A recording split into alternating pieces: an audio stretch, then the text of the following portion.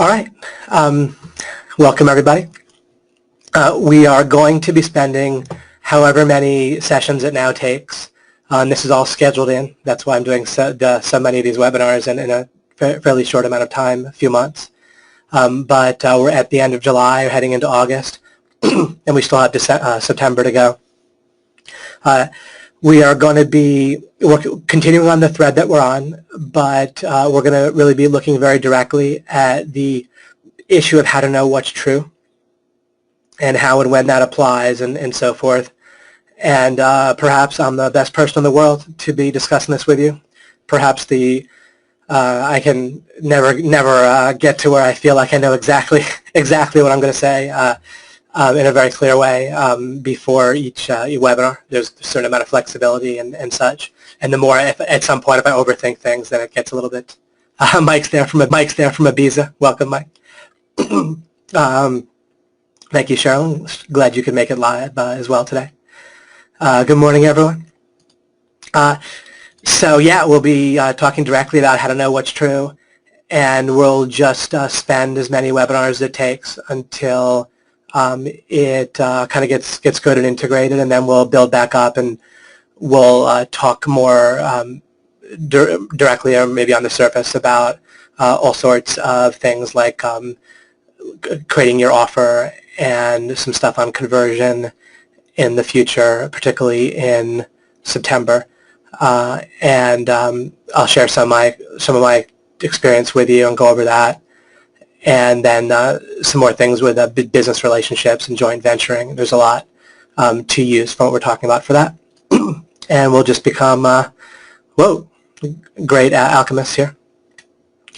Alrighty. Let us first, though, I will set the table with some monologue here, as always, and then we'll go back to talking to each other a bit. Oops, wrong slide there. Okay. So I didn't want to, just kick off alchemy right in the beginning with directly talking about how to know what's true, because what matters more, we talk about the semi-soft lock and having the question. I think at this point is in alchemy and in the webinar series, and we're on the 15th one. I think we're at a good point where people are quite interested in this issue. And there's, in one sense, it'll be simple. In another sense, we want to make sure we develop this properly, look at it from a number of different angles, and we'll learn some new terms. Some things might be familiar depending on what of my teaching you've looked at before, but pretty much everyone, I think, that has come across this and heard me talk about this before, they're probably looking forward to talking to me about it live and going back through it. I don't have the term on here, but we're going to want to know how to know what's true, and then we're also going to want to have a good sense of how that fits in with successor approximation, inference, induction, which is the way that our brain, I've talked often about how our brain, it itself is more than a starter kit, but it kind of starts with a set of methods. Heuristics is a word that means like ways of doing things, ways of operating, learning, and so forth, that kind of all deal with what to do when it doesn't know for sure what's true, and it's trying to approximate, build a model, make predictions, have expectations of what's going to happen, and so forth. And it thinks through a method. It uses a method to replace knowing, to approximate knowing, but that it gets so ingrained. It's like our whole way I talk about our whole starter kit in terms of our way of understanding the world. It gets so ingrained that we don't realize that it is a starter kit, and that, of course, what we're doing in alchemy is to build for ourselves the correct way of understanding the world. It is not normal to do that, right? But if we look at it the proper way, it's all kind of holographic, like I mentioned before, and everything's kind of related to each other in alchemy. As we use the right method of knowing on whether it matters to know what's true, it'll become more and more obvious and clear how crucially important it is through the normal way of dealing with the world when you don't know, and then to feel like you know, right? And to feel confident, and to do just behave how people normally behave, where they feel confident and they feel like they have a good grasp on the way the world works and what to expect, even though it lets them down sometimes. But they feel like that. Using that whole method of approximation, the conclusion gets arrived at very strongly that what we're talking about here does not matter. It's not important. The whole sense of the false sense of confidence, it protects itself, right? Like related to how I talked about in the very first webinar about the defense against the defense, starting out feeling helpless and so forth. So the incorrect method makes the incorrect method look like the correct method. And when I say the incorrect method, it's actually a great method, successor approximation, inference, and so forth. It's a great method whenever things are gray, whenever things are currently unknown. But it is exactly the wrong method when it's wrong. The jigsaw puzzle illustration that Megan suggested last time at the end helps illustrate a little bit tangibly what I mean by that, which is that just trial and error, for example, with a jigsaw puzzle is not the best method except for when it is, right? And that's not, when I say that, it's not a trite statement or a cop-out. It's just what you do is you use smarts, right? You use strategy and to narrow down what you do know, right? You start with the corner pieces, and you look at the picture of what the jigsaw puzzle is supposed to look like on the top of the box, assuming that's provided. And then you might look, when you look at the design on top of the box, you can look and see, well, where are the most distinctive parts of that picture, right? Maybe there's a tree and a house and a car, and the car has a design on it, like a logo or whatever, like a distinctive design, and that's going to be easy to find pieces with that, and so you can have those and work from there. So if you only use trial and error, it'd be very inefficient. What you do is whenever you can know things, you narrow those down, and you keep doing that, and then you naturally use trial and error, similar to successive approximation and so forth, wherever you can't narrow it down in the other way. And that's a rough illustration of how we want to deal with life.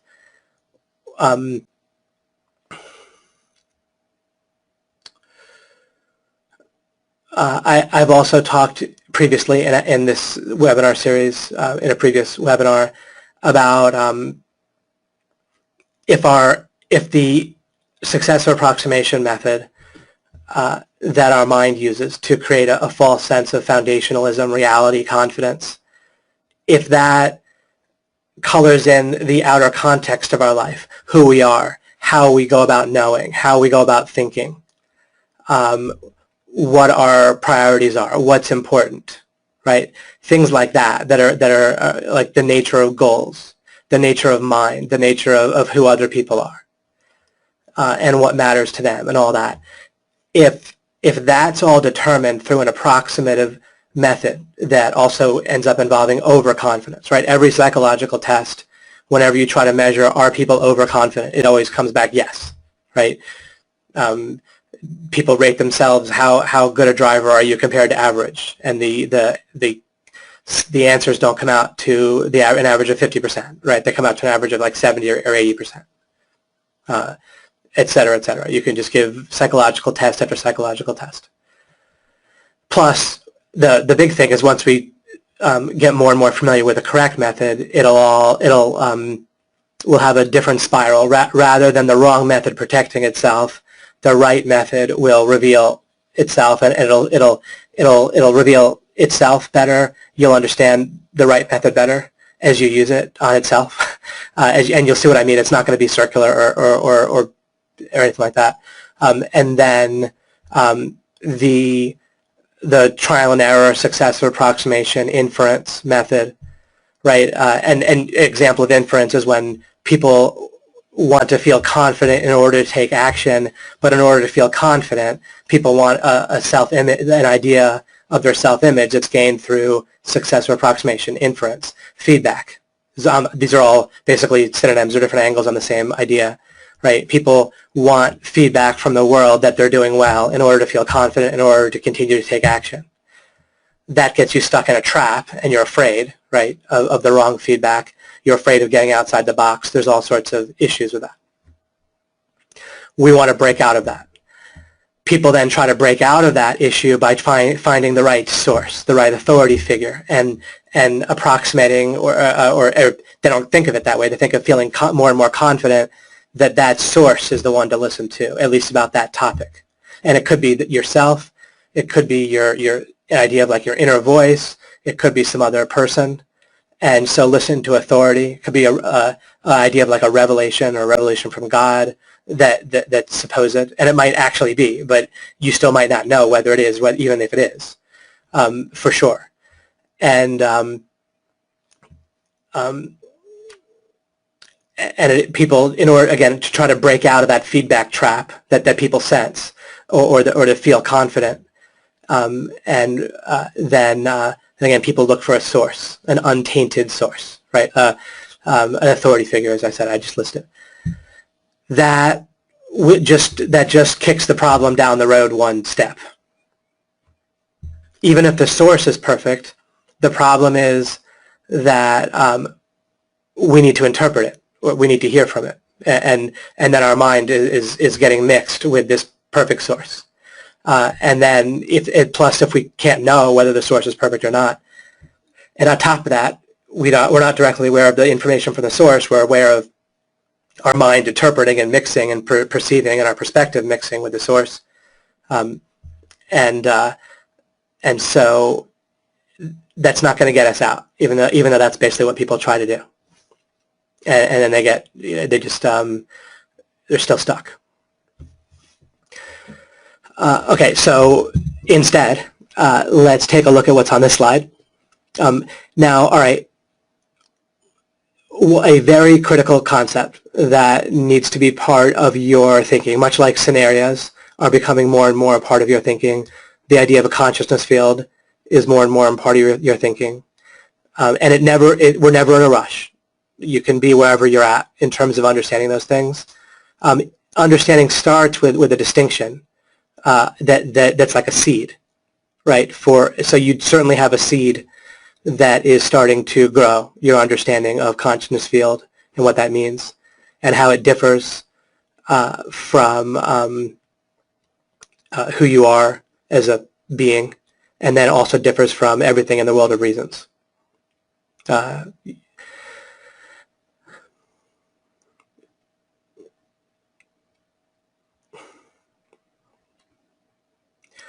So seed for consciousness field, seed for, what was the other scenarios. Now we're going to introduce the idea that truth, if something is true, and whether or not you're using the word true in your sentences, it's implied constantly. Like if you say, I should do such and such, then it's identical to say, it is true that I should do this action. I should spend more time with my family. I should not feel guilty. I should go work for an hour on my task, or I should already understand this. What's wrong with me, right? Any of those, there's an implied statement, it is true that. And I'm not criticizing here the use of the word should. I'm pointing out just that we're constantly making statements, or our mind or brain is putting statements into our consciousness field for our consideration that we typically rubber stamp, that are statements of assertions of truth, and it's nonstop, right? That guy's a jerk is the same as it is true that that guy's a jerk, right? That person's wonderful, that person's trustworthy, same thing. It is true that that person's wonderful or trustworthy. So we're basing our lives on these assertions of truth, implied or explicit. In other words, we're mixing, right? Alchemy refers to mixing ideas, which then lead to our actions and the results, the contribution to the results that we get in life.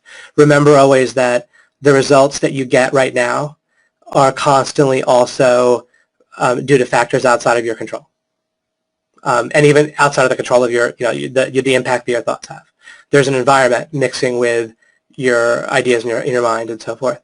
But your leverage point is your thoughts.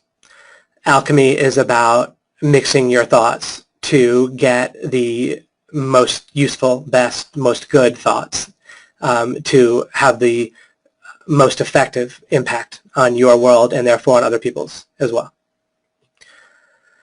That won't manifest everything you want instantly, unless we can become so enlightened somehow that ends up happening. But I'm not there yet, so I'm not suggesting that. But clearly, our thoughts have an impact on our consciousness field and on the world of reasons and on other people.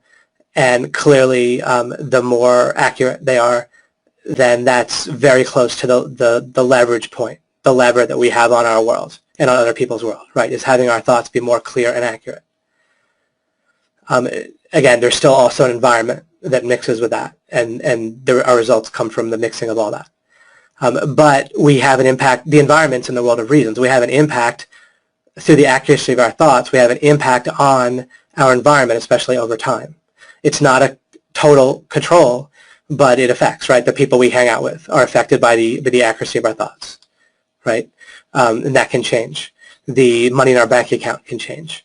The ideas in your brain, which are organically, partly organic, right? And the ideas aren't organic, but they're encoded, right? There's organic connections.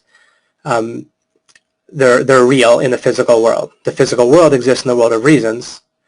They're ultimately made of code, but there's a reality to them, to your brain and the wiring in your brain.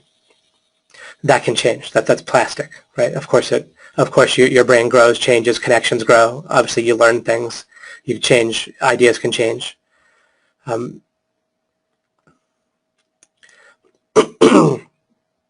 So the idea of our thoughts being accurate is critical, as our thoughts are a mixture of ingredients, right? Sub-thoughts or smaller ideas, whatever, a more discrete element, maybe not smaller, but more basic ideas. The idea of the nature of truth is constantly being mixed with your thinking, and so it's constantly affecting your results. Almost nobody realizes, especially explicitly, that truth, the concept of truth, inherently involves the concept of matching, and this will greatly clarify what true means, and then it'll allow us to make further clarification. So this will be a total game changer for you over time. Yet another way that other people aren't really going to be able to compete when they don't have this.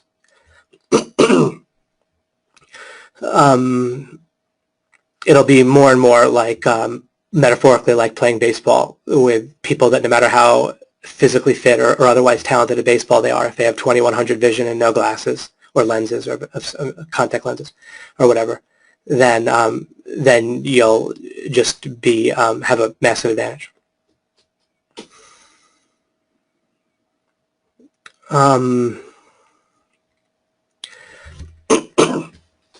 Okay.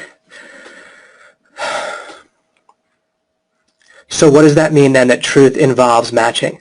Whatever you say, so let's take an example. Let's say that you are thinking about sitting down at your computer to do some work, and you think, I don't want to do such and such, right? I don't want to learn this new platform, or I don't want to look and see what somebody replied to this email, whatever it might be. So in order to have clarity about statements like that, in order to think, well, is that really true? So first of all, so what would it take? And you can imagine this if you had a child and they were saying, I don't want to go swimming, or I don't want to go to this appointment I said I wanted to go to yesterday. Right? It happens pretty frequently if you have a child, and then they go and they like it, right? In many cases. Now I just use the child example to make it easy to picture. The when that statement is made, I don't want to go to gymnastics class, right?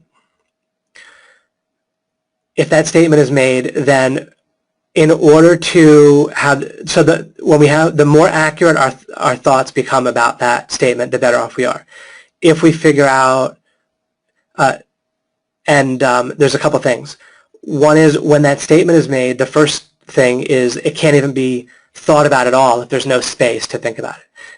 If the statement is identical to full-on truth to someone's, imagine that statement presented like to one's child, for example. The child's brain presents that statement to the child, I don't want to go to gymnastics. It presents that statement as true.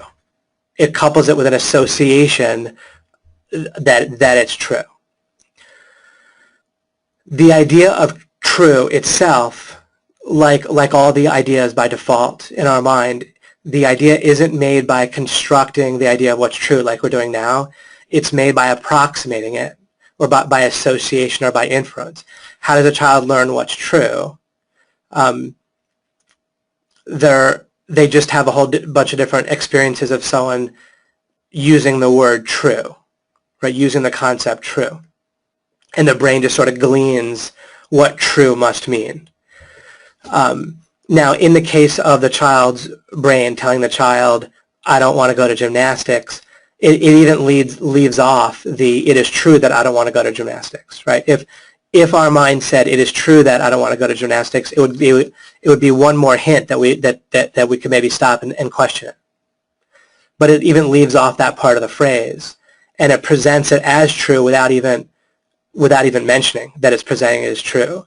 And so it just feels one and the same, right? As it feels true, without often any space at all there in order to examine it. So the first step would be to have a space to examine it. And then the second would be to know what the heck to do in order to examine it. In order to examine it is true that I don't want to go to gymnastics, we would want to understand that first part of the phrase. What does it is true that even mean? And we feel like we know what it means, but actually then if we go to think about what it might mean, then people get confused. If you were to ask a normal person, take the phrase, it is true that I want to go to gymnastics, what does it is true that mean? And they would just look at you and be like, well, it's just true. It's just true, you know, like mostly. And you could ask people, you know, who knows what they'll say. But even think for yourself, trying to answer that question without the distinction of consciousness field, the world of reasons, and who you are as a being becomes difficult. Because we're going to start to having the concept of matching, but trying to figure out what matches what without distinguishing your consciousness field from the world of reasons is going to tangle you up. By having that distinction of your consciousness field as everything that you're aware of at any moment, or however you want to characterize it. But whatever you're aware of, that's what's in your consciousness field. Your feeling, I've mentioned this briefly before, I think, but your feeling, as soon as I mention the idea of your conscious field is whatever you're aware of, our mind wants to jump to, well, what is it? Rather than starting with something distinct, like the corner piece of the jigsaw puzzle, well, what wouldn't it be? Well, anything you're clearly not aware of is not in your consciousness field. And if you weren't aware of anything at all, then there would be no consciousness field. That's clearly not the case. You are aware of something. However much that something is, however much time span, maybe you're aware, you're kind of aware of a slice of time, right? You're not really aware of like a still frame. You're kind of aware of a continuous flow of time, which in and of itself is only possible in a consciousness field. That you can't encode for a continuous amount of time, because that would involve an infinite amount of stuff actually existing, which is a contradiction in terms. More that I'll get to. And I went over that also in the Proof of God bonus video. The Proof of God bonus video has a number of very useful concepts in addition to just proving God, and overlaps with some of what I talk about here. But I know that just going over this the way that I'm doing, it'll just keep adding up for you, provided you have the question in the first place. about how to know what's true and the importance of it, then anything out of my mouth about the topic is basically golden, is kind of how it works. Could be more golden, but it's golden nonetheless. Anyhow, but it's funny if we take a look at the idea of a consciousness field. The more it's distinct for us, the more it's the most obvious, the most simple concept that there could be, in essence. And maybe that isn't quite right. Maybe just a big one. Maybe.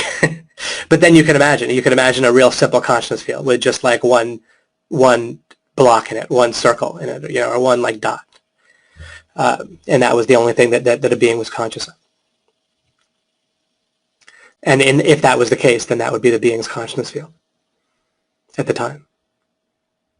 But it's ultimately a very simple, obvious concept. It's in a sense the most obvious thing. It's what you're directly aware of, your consciousness field. And yet, because we're thinking with our brain that isn't conscious, we have to kind of circle back around to it in a strange way. We're kind of teaming up with our brain in order to think about something that our brain doesn't see, which is our consciousness field. Our brain's part of what's going on in the world of reasons. That's why God makes your consciousness field one way and not another. But your brain doesn't see it. Your brain's not aware. Your brain's not aware of anything, and therefore your brain isn't aware of a consciousness field or your consciousness field. All right, now we're talking about truth and matching. So just now I'm going to, for a moment, be a little bit simplistic just to stick with this concrete example. So if a child says, it is true that I don't want to go to gymnastics, then what we start to do is build out the scenario. And as we do this, we're going to be stipulating. And we don't even have to say the word stipulating, but we're going to be sort of identifying a model that we already sort of have, or our mind has, but we're just sort of taking stock of it for a moment. So if we say, and we'll leave off, it is true that, or we already dealt with, we'll get back to that. Let me just write this on the screen. So I don't want to go to gymnastics. Okay, so you can picture whoever's saying that. All right. So if a child says this, now we're thinking of the child now as, well, we can identify the typical model that people are thinking of the world, which is perfectly reasonable to be aware of. Just like if we're talking about Middle-earth by Tolkien, the Lord of the Rings, it's perfectly reasonable to talk about the different geographical reasons that there's, Mordor and the different, I can't remember some of the places in there, in the towns. Maybe the White Tower and so forth is there, and then there's different characters, and you can refer to them. That's totally reasonable to do. You're just identifying the model. The model is as identified as it is. If we say Gandalf is a wizard in Middle-earth, in The Lord of the Rings, then that doesn't mean we've talked about exactly how long Gandalf's hair is, or exactly how tall Gandalf is, or what he's wearing right now. But we've still identified something, and that something is plenty unless we come to a question, or we poke around more and it becomes relevant, how long Gandalf's hair is, or what clothes Gandalf is wearing, or whatever, or exactly the limits of his magical power, any of that as a wizard, that may be relevant, and then we would need to zoom in on that, but it may not be.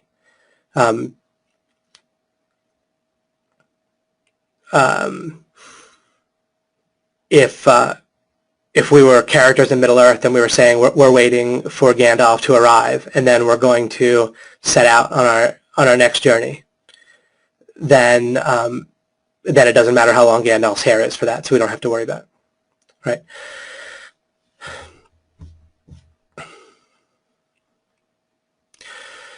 Okay, so I don't want to go to gymnastics. We are, this type of thing where I'm identifying kind of our normal model of the world. We don't have to. It is very quick and easy in the future, but I'm identifying it for you now, just to give you a sense of it. So the you in this, or I don't want, the I is the child thinking of themselves as their body and their brain and their mind, which is reasonable. That is the child's self. So we're thinking of the child's self. It's like myself doesn't want to go to gymnastics. Now, when we're thinking of what matches what, then what we probably end up discovering is that we're asserting that we have a expectation, kind of a vision of being at gymnastics. Let's say it's for 45 minutes, and during that 45 minutes, it's going to be unpleasant. It's going to be a place that the child isn't going to want to be at that time. And the child's basically asserting that vision is going to come true. That the vision I have of the future is going to match what actually happens during that 45 minutes when we get there. You see, so that's the matching in this case. It's an assertion of I have a vision right now in the present of how things are going to be, and that vision matches how things really are going to end up being. You see, because it would be a clearly different statement for the child to say, I am picturing not liking gymnastics, but when I get there, I'm going to love it, right? That would be a different meaning. That clearly is not the intended meaning. Or if it was, we could clarify that it was. But I'm saying the normal, the first meaning that we would typically, that we're supposing, or that we can stipulate for the sake of this example, we can easily imagine and stipulate that the child did not mean, right? I'm picturing not liking gymnastics now, but when I get there, I'm going to have a lot of fun. Then that statement is still if that would be a different statement. If that statement were true, it would mean that imagination, that supposition or statement that I'm picturing myself not liking it, but when I get there I will like it. That all of that ends up matching.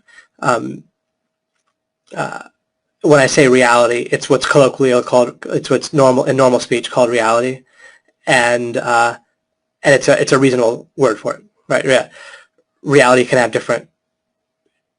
mean somewhat different things, but stipulating or understanding reality, once again, we're building it we're operating within our typical model of the world, which is a totally reasonable thing to do, unless we end up with a question or an issue where we need to step out of that model. But any statement like, I don't want to go to gymnastics, or I'm going to enjoy gymnastics, any one of those, that's operating within the model of the world, where you're talking about yourself. Now, the feelings of enjoyment or disliking gymnastics will be something that the child is conscious of, but the self still has its own meaning of liking it or disliking it, and it's going to fire off different neuron centers in the brain, right? Like just simplistically speaking, the pleasure center or pain center, emotional pain center, whatever, when it gets there. So there's still an understanding of what it means for the self, the mind, to not like something. That's a different neurons are going to fire off in reality. And the reality is in the world of reasons, right? But that the world of reasons is real as the world of reasons. And the physical world is real within the world of reasons. Again, all of this either maybe already is, if you're already there, or over time will become fairly simple. It's a little bizarre, and that's why I'll do some discussion soon too. To start to talk this way is a little weird, of course, or probably, of course. But the funny thing is, it's correct, and so the more used to it we get, the more the weirdness kind of reverses. We can almost see it now, isn't it? We also see how, like, looking at things kind of the right way to a decent degree, isn't it a little weird for a child, or of course we do the same thing, right, as adults, to assert it is true that I don't want her to go to gymnastics. It is true that what I'm picturing now in gymnastics is definitely about how I enjoy it is definitely going to come true. And it's not worth me thinking about. Like I know it to be true without thinking about it, without examining it, period. And of course on any kind of reflection, there's all sorts of times like this when we thought we knew this type of thing to be true and it didn't come true, right? So what's really weird is that, and kids do this all the time, despite the fact that it constantly doesn't come true. Sometimes it does, right? Sometimes we think we will like something and we do. Sometimes we think we won't like something and we don't. But plenty of times we get it wrong, right? And yet, isn't it then really weird that people feel so sure that, like if someone were to keep a journal on thoughts like this and how confident they feel in them, especially just like naturally confident, not like once they went through all this and were kind of trying to get it right, they might reduce their confidence score. But especially if you were to keep a journal, whatever, over the past year of confidence versus how things actually turned out, it would be a pretty large discrepancy, right? Certainly for a child, but I think for all of us too. So that's weird. That's what's really weird, right, is that people are constantly feeling way overconfident in their projection about how they're going to feel about various tasks, including even asking in the first place. Because where does that answer come from? I don't want to go to gymnastics as an answer to a question, right? It's the answer to the question, do I want to go to gymnastics? But there's plenty of times in our lives when we, and I talk about this in Playing to Win, right? When we actually don't, and our mind spontaneously doesn't ask whether to do something, it just keeps doing it. Especially it is easy to see while we're in flow. It's more common that we'll ask whether we want to do something when we're not in flow, or when we're kind of feeling not like a clear, great motivation to do any one thing. Then we're like, do I want to do that? Do I want to do this, right? But then there's other times when we're not asking the question at all, whether you want to do something, you're just doing it. And that's also reported to be quite a pleasurable thing for people when they're in that flow state. Now, being in the flow state about doing the right activities takes some smart thinking, accurate thinking. But the better you get about accurate thinking, the more you, if we just get this right in life, if we just don't even ask this question when it's not helpful, right? Like, again, it's easy to picture with a child. Imagine if you got to choose, it's 10 minutes before gymnastics, you get to choose whether your child asks the question to themselves about whether they're going to enjoy it versus the child just does it without thinking about whether they're going to like it or not, and they just do it, right? Obviously, you prefer the question wasn't even asked. So even the choice to ask the question is an inaccurate one, or is answered incorrectly, or the question is brought up at a time when it's not an effective thing to be doing, right? So implicitly is that question, and that's gotten wrong, and then on top of it, the answer is often gotten wrong. So both things are done wrong. Isn't that weird? You see? So there's the weirdness. It's not weird to sort it all out. By standards and norms of the world and what other people are doing today and what other people are thinking about around the world, this is pretty unique to be thinking about in this way, right? In that way, it's by definition, if we define things in terms of standards and norms, abnormal, weird. But isn't just being blatantly wrong and inaccurate weird? That's the way, I'd rather look at things that way.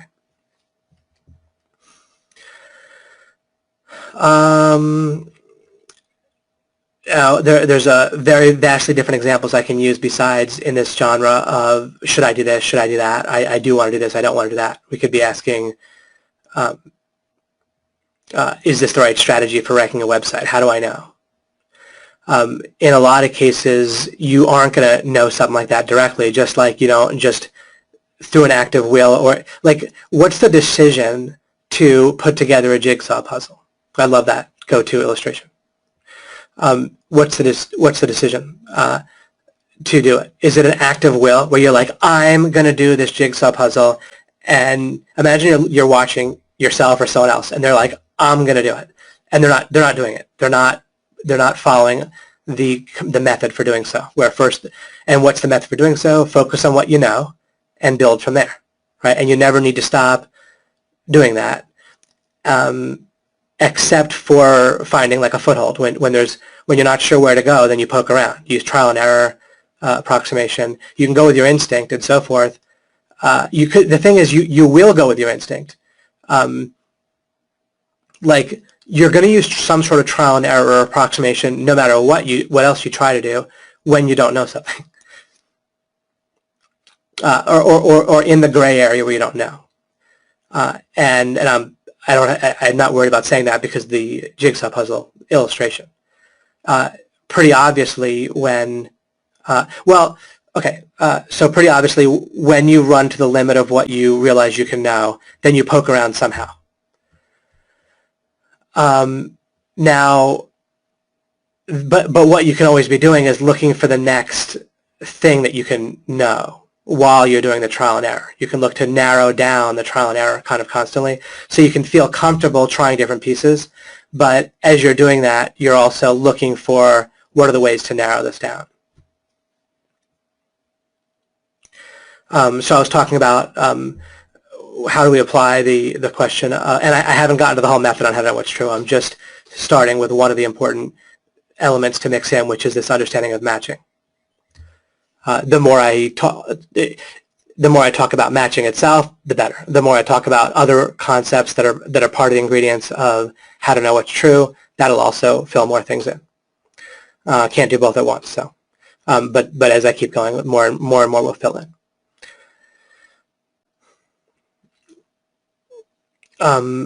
Regarding strategy, let's say you're presented with a strategy on how to rank a website on Google, then how do you know if it's correct? Well, just like you can't put a jigsaw puzzle together in one motion, in one direct act of will, right? You don't just will really hard and tell yourself this puzzle is together, this puzzle is together, this puzzle is together, and then it just is together, right? You follow the method. Your decision to do something should be one and the same with your decision to follow the generally correct method of growing the fruit, right? Of putting together the jigsaw puzzle. So what you can do is start to identify things that you know regarding the strategy.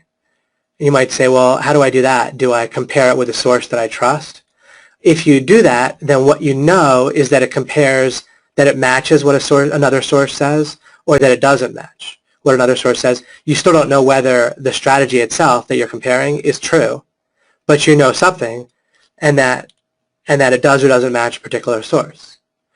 You can know things about a particular source that make them more or less reasonable to try out their strategy first, right? And then at some point you identify what you can know about different sources or whatever else might help you narrow down whether a strategy is worth trying, and then at some point you just try it. If you try it and it works, you still don't know that it will always work in every case, but you'll know that you tried it and it worked, right? And then it's certainly reasonable to continue trying something, right, and doing it some more, and then you can poke around in other ways and see what else you can know. And we're only getting started here with the method of how to know what's true. But this idea of matching is critical. And so I'm just trying to give some examples of that. I should do X. Actually, I should do the strategy of the ranking a website is sort of an example of my general thing here like I should do it. Like I should follow this strategy, right? Well, you might not know directly, and you might never know for sure. But you can know, but you can start to identify things you do know, like I just listed. Sorry, and the things I listed, you still know them within a general frame of the world or stipulation, right? Like whether somebody's trustworthy, you don't know exactly that, but you know that you could have read this with them, you've had a number of experience with them, that you've seen some examples of their work. All of those things are questions that could match one thing or another. Like if someone showed you some of their work, or if you asked someone to show you some of their work and they hemmed and hawed and didn't have any work to show you, then that would be different than if they did have work to show you, and it was pretty clear and impressive and so forth. There's distinctions there. There's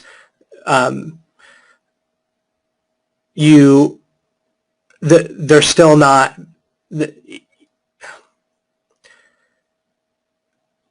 There's something to see. There's something to know in the difference between someone stuttering and hemming and hawing and not showing you evidence of their work or testimonials or earnings reports or websites ranking, right? Whatever the question might be or the topic might be. There's a distinction between them doing that and them showing you some things that are reasonably hard to fake. In that distinction is something that you know when you're aware of a distinction, right? Then you're aware of something. And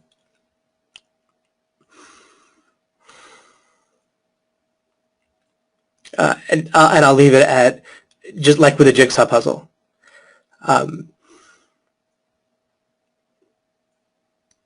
You can, let's suppose there's two places on the jigsaw puzzle that are brown, the tree and a path somewhere, like a path on the grass leading up to a house.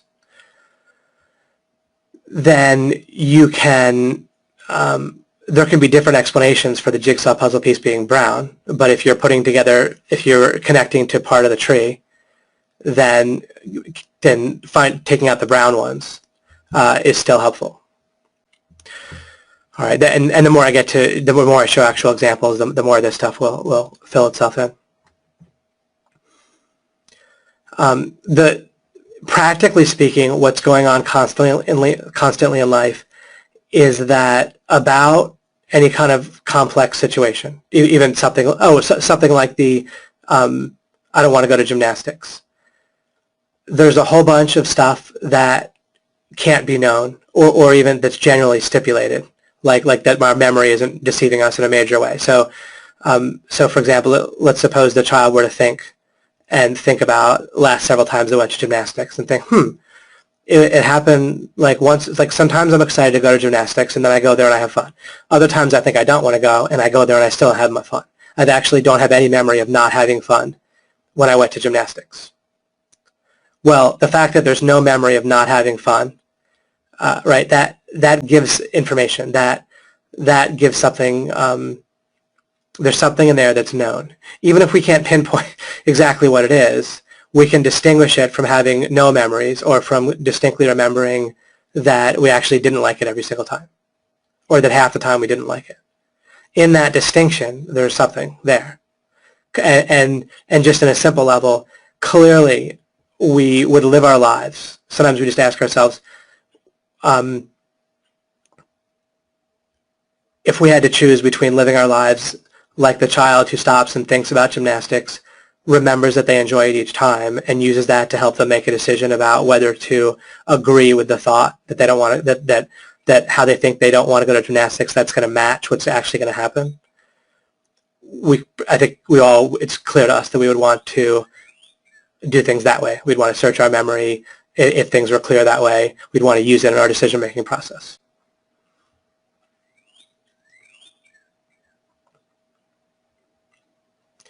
Even though someone could say, well, your memory could be deceiving you. Sure. But do I act on my memory fully deceiving me all the time? Even if I know that it constructs all sorts of stuff in my memory, we know that Newtonian physics doesn't work on a quantum level, but we also know that it has to work on a general level. Newtonian physics is just everything that we normally think about physics. Like if one car crashes into another car, you get a crash. They don't like bounce off each other like rubber. They don't go through each other.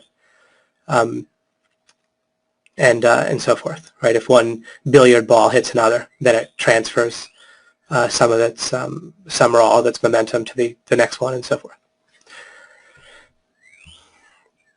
No matter what we find on like a granular, like a quantum level, it can't show. It has to show how Newtonian physics ends up working on a large scale, not that it doesn't, because it just keeps working. Or if it showed there were exceptions, it'd have to show when, when there were exceptions.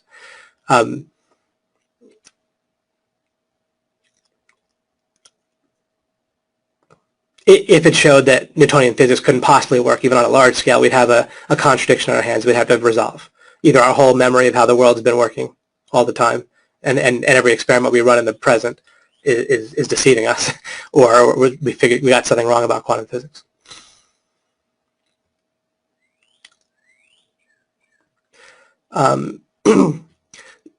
So I'm looking at this from two angles consistently too. There's a practical level that is not, it's not going to turn out to be any kind of cop-out. It's all just going to kind of work together. Am I going to, if I'm going to try to assert something when I'm doing sort of philosophy, I better be able to live by it, like in practical life, in practical terms. Because when I go out and just live my life, if I'm violating something that I supposedly cleverly have come up with, and this is the case for like,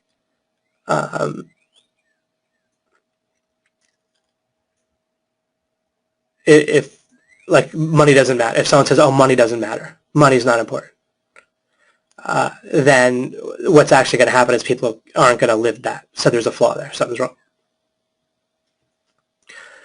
My understanding of how to know what's true is constantly practical, very, very practical. Again, I'm aware to think truth has to involve matching. There's no such concept of true. If we try to think of a concept of true that doesn't involve one thing matches another, to be true means that one thing matches another truly. And that right there is kind of all you need to take away, or from at least this part of what I'm talking about. Because as you apply that to your life, it's going to help you. Definitely. At first, it might be a little clunky to apply it. At first, it might not change a decision that you make and so forth. But definitely it's going to totally just greatly clear things up over time. You're not able to examine the truth of things if you don't get that there's always, you have to identify that it's a statement that one thing matches another.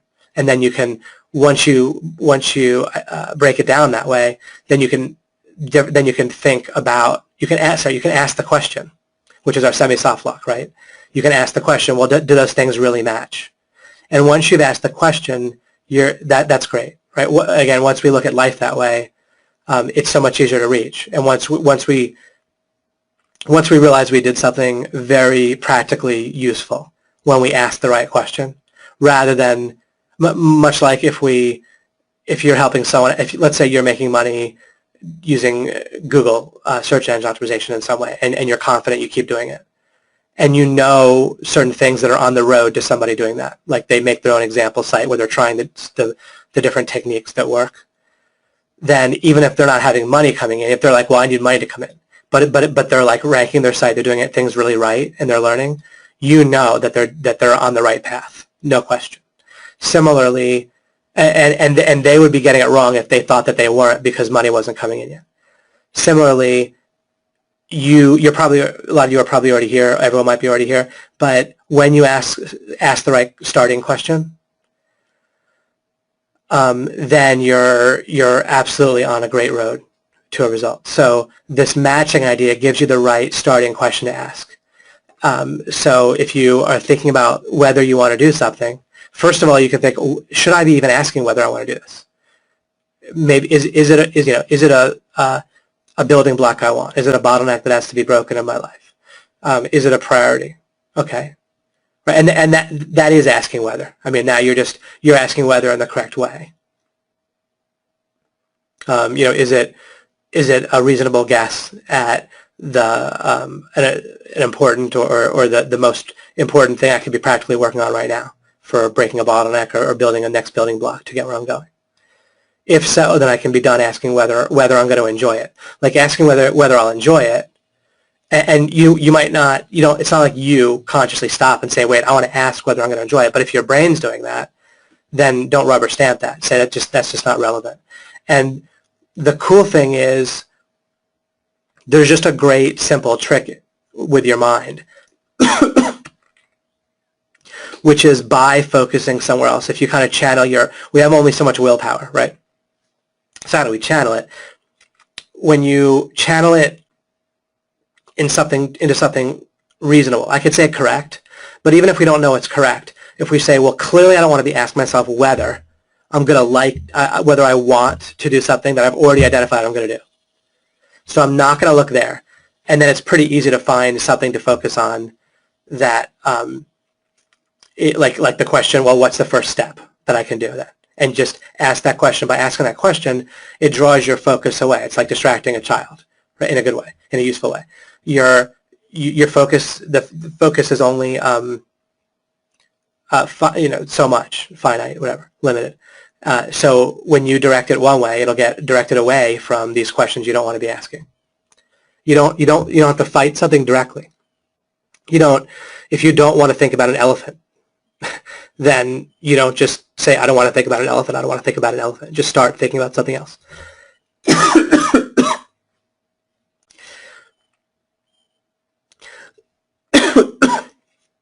Okay, so if you don't want to be asking whether something is true in the first place, then focus somewhere else.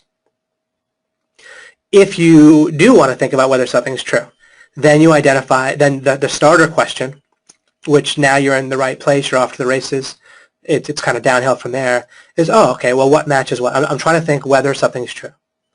Whether it's true that this should be a priority. Whether it's true that I should feel guilty because of something someone said. Whether I should feel panicked right now.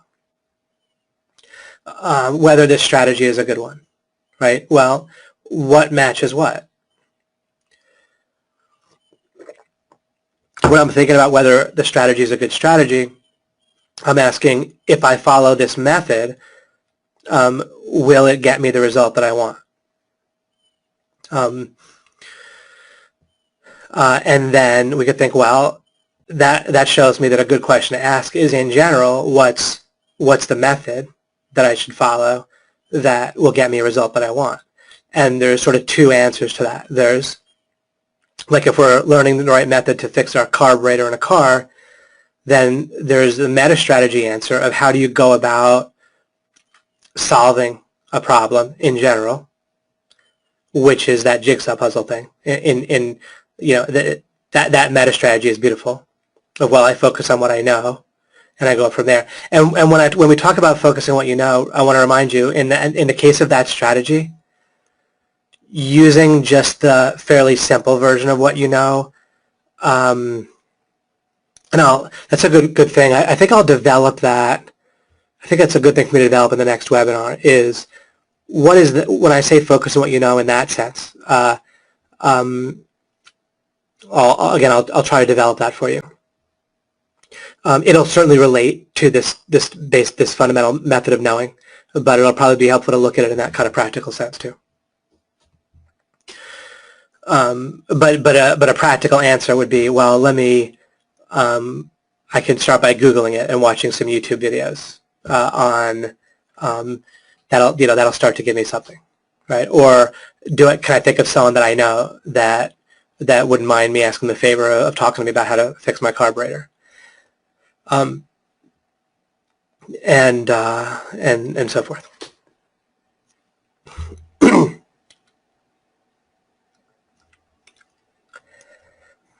Okay, so we're on this thread of identifying true in terms of matching. Let me contrast it with fitting. So we can get to the second part of the first line, of the first slide here. This distinction, okay, so there's two great distinctions that came to me at different parts of my life. One was about 12 years ago, about something regarding not matching, the major mismatching distinction I have for you. I've talked about this in other places in law of implication training, so but I'll do that. And then more recently, within the last year or two, I believe, the distinction about fitting as the default, as the wrong way. Normally, when people think of understanding or truth, they think in terms of whether it fits. And it's more like a feeling of fitting, along with maybe kind of a little bit of an image, a little bit of some words, but it's mostly a feeling of fitting coupled with a little bit of a justification. And that's what, when people say, yeah, that fits, that fits, oh yeah, I understand, it'll mean like it fit together for them. Now here's what's interesting. So I'll give you two pretty cool, pretty easy to picture distinctions that, again, could be developed yourself and developed with me. But I think they'll also, at least as a start, will spark something for you or be kind of clear. Let me ask you this. If you want to fit, let's think here. If you want two people who meet each other and they're going to work together in business, or they're going to be romantic partners, whatever, imagine they want to feel like they fit together. What's going to give them a better chance of feeling like they fit together? Mostly blurriness or lots of specificity? Actually blurriness, right? Like the more they fudge it and fake it and don't like test each other too hard, and so now people can kind of grow to fit together, but people, like when people are dating, they can often feel like they fit and then be disappointed later, right? People be like, oh my gosh, we have so much in common.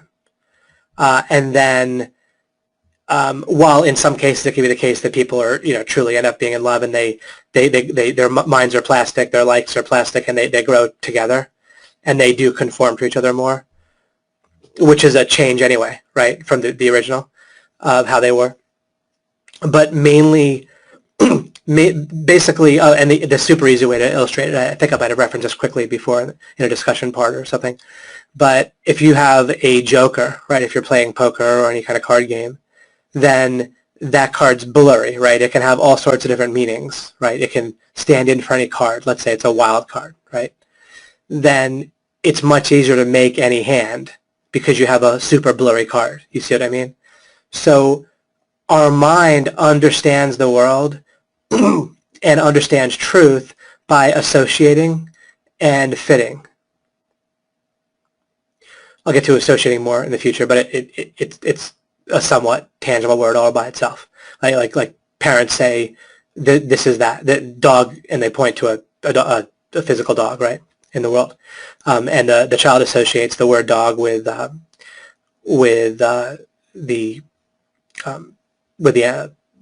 animal. You could expand that yourself. There's the world of reasons. There's code for the dog in. There's the consciousness field, where the image of the dog is in the consciousness field while it's there, and so forth. Because of our understanding of the world that way, we actually can identify what are the different things the dog refers to.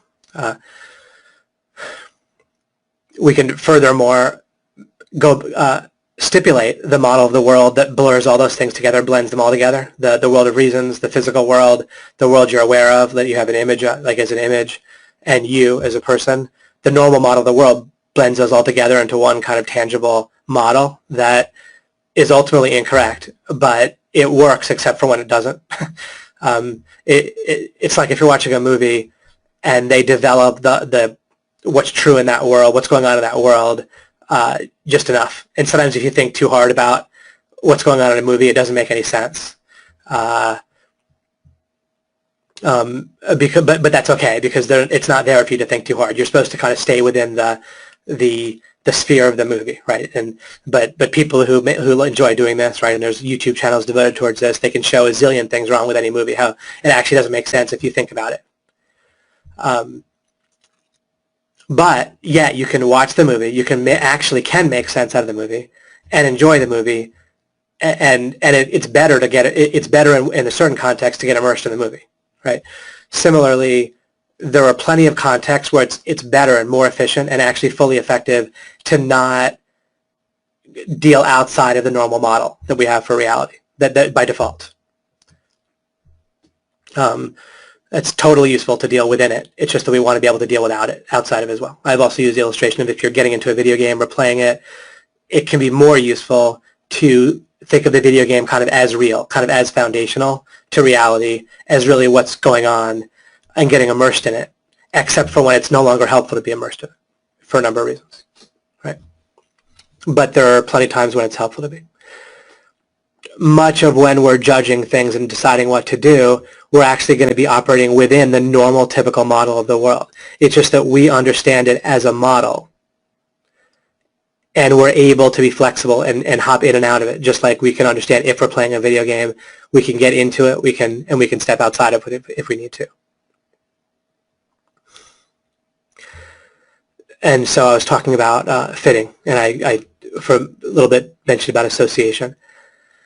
The bottom line with fitting is that, the aha about it, and the reason why our brain constantly encourages us, rewards us with keeping things blurry and not looking at certain places, not thinking about certain things, right? Your brain will actively counteract you, tell you that you're tired, make you think of something else, right? Often during alchemy, right? But it's part of the reason why I use the webcam, right? Is my having a person like feel live talking to you, or I am live talking to you, is one of the factors that your brain uses to determine whether to pay attention. In that case, in a positive way. So that helps.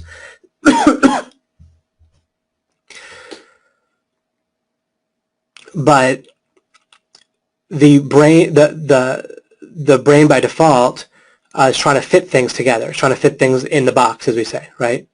Into the model of the world.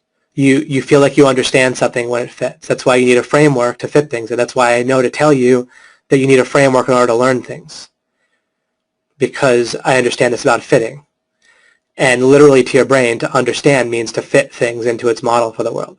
That can involve growing the model a bit, the framework, but it tries to grow it minimally, only as much as it has to. Like when you learn search engine optimization, then you have to grow a framework for that, and then you can start fitting details into that framework. Until you grow the framework, your mind can't fit anything. People can feel uncomfortable when you see things this way. You understand, oh, okay, my mind wants to fit stuff in, and so it can only fit something into a framework. There has to be something to fit into. If nothing about how I understand the world currently, nothing about my model of the world, if I can't fit any of what Greg is teaching me about search engine optimization, if I can't fit that anywhere, then I need to have a framework first.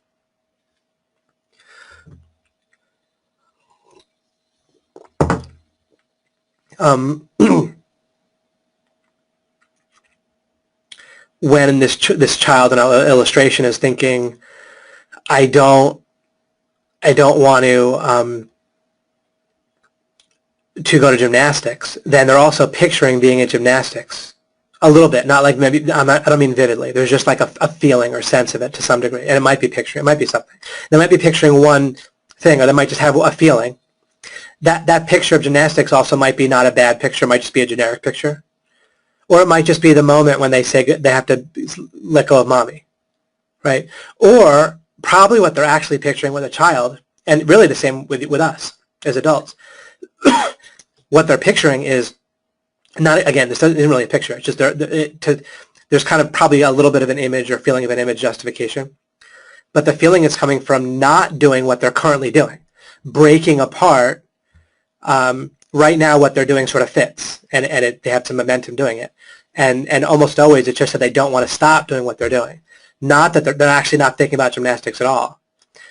And you can, especially if they enjoy it most of the time, then it's particularly easy to see they couldn't be thinking about gymnastics much at all. Or imagining gymnastics, or basing their feelings on any kind of associations with gymnastics.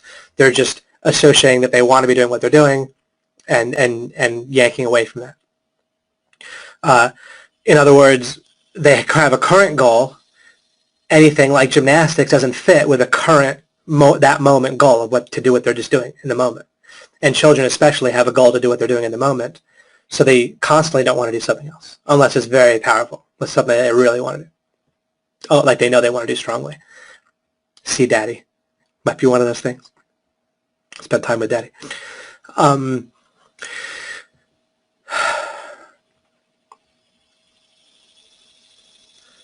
So they want to be doing what they're doing, playing with their trains, right?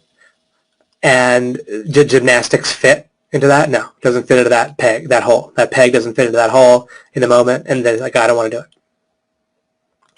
And then I also gave the example of fitting with something new like search engine optimization. It doesn't have a place to fit, so you need a framework. But fitting, but again, the big realization in terms of knowing what's true is realizing that fitting can be done by fudging, and you can fudge better when things are blurry, and now you can see why your brain so often, and you can see this in other people really easily, digging in is full of landmines, right? They don't want blurry. Blurry might mean things no longer fit. It might mean they no longer feel like they understand. And then there's a feeling of helplessness and right? So you got it, like that's a big deal with people. With other people, you want to just help them feel like things fit. Sometimes there's opportunities when they're open and they want, and then you can bring things over to matching or help them. Or you can help them with getting things to fit by increasing clarity when you see that clarity will help things fit. And you can help them with that. Ultimately, when things are true and correct, then clarity will help things fit if you also give them a vision of what it can fit into and so forth. It might not fit in their vision, but maybe you can give them an enticing vision, an attractive vision into where something good does fit, or where some bad habit they're doing doesn't fit, into an attractive vision that they want. Okay, so we'll continue to develop this, but big distinction. By default, your brain understands by fitting, and literally fitting is what your brain means by understanding. When I say seek understanding, I mean something different. I mean seeking like distinctions and how to know what's really true, like we're delving into now, and we'll continue to do in as many webinars as it takes. Because you get this, everything's easy. In life, relatively, life can be difficult sometimes, and things pop up. I'm not telling you you're doing life wrong if difficult things pop up at all. I just mean that you'll just have so many fewer problems that you create. A great way to put it is when you work with your mind in order to create way less problems for yourself and exacerbate problems way less, then proportionately life is way easier, and that is definitely true, right? And again, easy to see in other people. Pick anyone you know and think about it for a little while and think about if they don't create their own problems and if they don't exacerbate problems that come up, and they use a method that helps to reduce and dissolve and turn things to their advantage, then life will be relatively easier. There's still difficult things that will come up in life, and transitions and things that have to be figured out and problems. And even if you solve your own, then there's plenty of other people to help, right? But, wow, is it easier? So we need to see the difference over time, either now or over time. You don't need to already have it, but between the default or default definition or whatever categorization of understanding as fitting, just like I told you previously about how your mind twists the idea of good or has its own definition or association of the word good, which is that which helps it further its goals, right? Which is different than good related to you as a being experiencing your consciousness field, and then good is what has more goodness in your consciousness field, or less badness. I talked about how badness and goodness are two different things. We can dissolve all badness potentially, which is based in contradictions, but then there can be abundant and more goodness.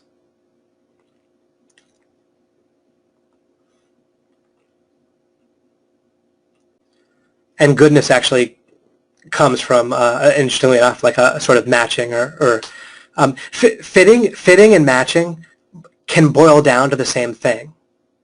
If we're playing cards and there's no jokers, and we're saying, and in order to fit one hand to another, they have to basically match. Like if we define fitting as matching, and when there's clarity, fitting and matching do boil down to the same thing. But what's interesting is that the conclusion of fitting, the feeling of fitting, can be fudged through blurriness. And that's the path of least resistance, and that's what you want to watch out for. Or use to your advantage. I don't mean with other people. To other people only as a win-win. Use it to everyone's advantage, like to work with it rather than just break yourself against it like gravity. And then you're using everything to everyone's advantage. You know, all your power you're trying to use to everyone's advantage, right? By understanding, by truth. And so by understanding how people's minds function by default, just like any other important understanding that comes up with something that comes up constantly, right? Is this idea of other people understanding as fitting? Then just like anything, we use that understanding to make better decisions, better communication with people, and better decisions about what we ourselves are going to do in order for everyone to be better off. Okay, so I wanted to identify that about how blurriness helps with fitting, how fitting in general, and how it's our mind's idea of understanding by default. And we can have both meanings of understanding and think of them distinctly. Just like we can have two understandings of how goodness can mean, right? Goodness in our consciousness field, which is the true, real goodness that we actually want, but then understanding the idea of goodness as it's defined by progress, the mind perceived progress towards goals, and identifying that the mind understands things that way or processes things that way is really helpful. Every time we identify what are the ways the mind works by default, it's just helpful. It isn't only helpful in the sense that, oh, it's bad and we never do it. No, it's just part of how the mind works. But we boundary it. We work with it rather than breaking ourselves against it or getting blindsided by it. It's fine if there's a feeling of goodness from the perception of goals being furthered. But again, we need to work with that. We need to boundary it by having the right goals and the right sense of progress, you see? And then we can enjoy the feeling of goodness that our mind gives us from progress. That's fine. But if we don't boundary it properly with the right understanding, then it can lead us very astray. As our mind just redefines goodness as furthering our own goals, we can do all sorts of terrible things for ourselves and others if that's the outer boundary, if that defines us.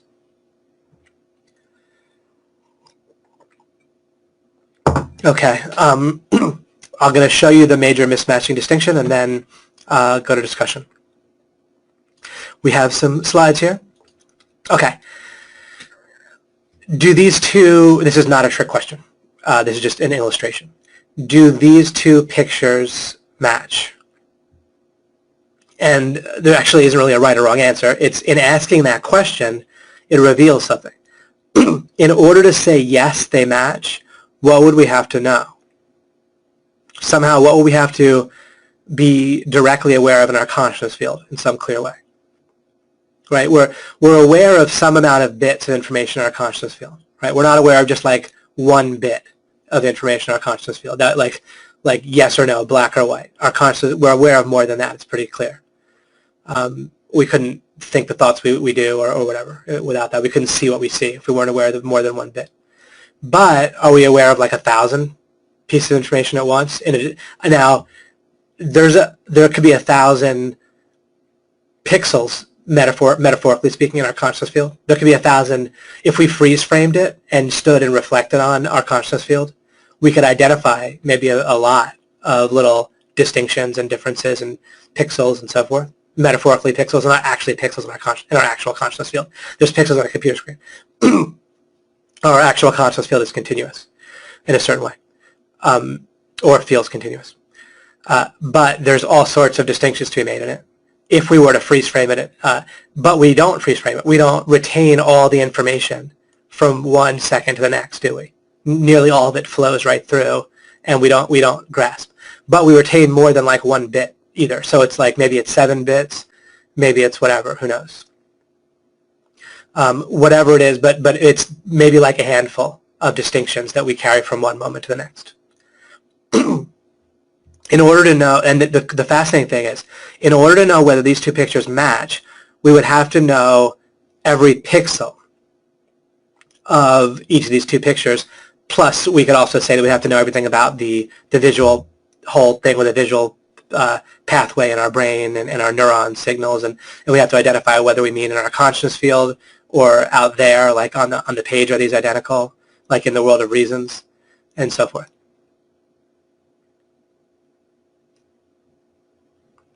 But we can reintegrate in the distinction between conscious field and the world of reasons. That'll matter. But let's just go to the normal model where we blur those together. where we don't worry about our visual image versus the real world out there and that sort of thing. If we were to just ask this question the very normal way that it would normally mean, are these pictures identical? In order to know, we just need to know every pixel, right? You get what I mean? That what I'm saying is sufficient and good for my point that I'm making. So that's thousands of pixels, right? That we'd have to know. Now let me go to the next slide.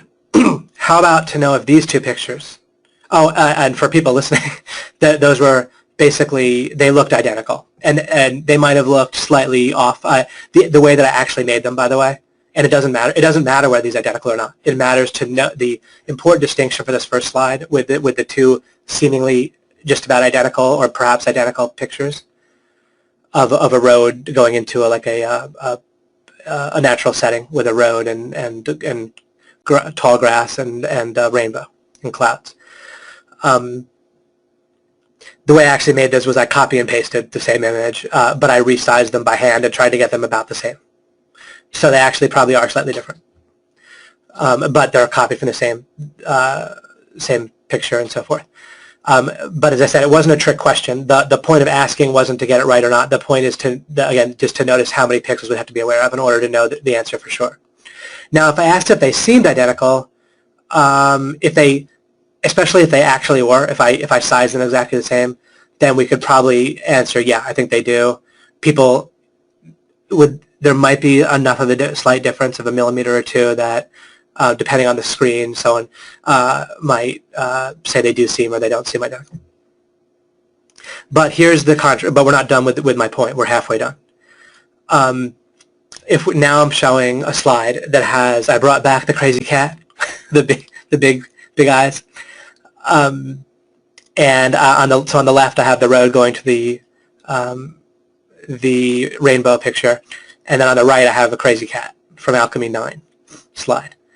They are clearly different. No one would look at these two, and if they weren't being tricky, and if the questioner weren't being tricky, just in a normal setting, everyone would understand that these are different. They would judge that these are different. Again, I'm just saying, I'm stipulating normal circumstances. Obviously, if someone was blind, they wouldn't know or something like that. So now, and then this brings us to the rest of our distinction here. In order to tell that two things don't match, another thing, remember my thing about what we would act on in life? Absolutely without question, if you had to act upon whether these two were different pictures versus the same. If people were like in this kind of philosophical, tricky, clever, mindset, then they could quibble about whatever the heck they wanted to quibble about. But absolutely, if someone had to act on this, and if their fortunes depended on it, the understanding whether these two were different or the same.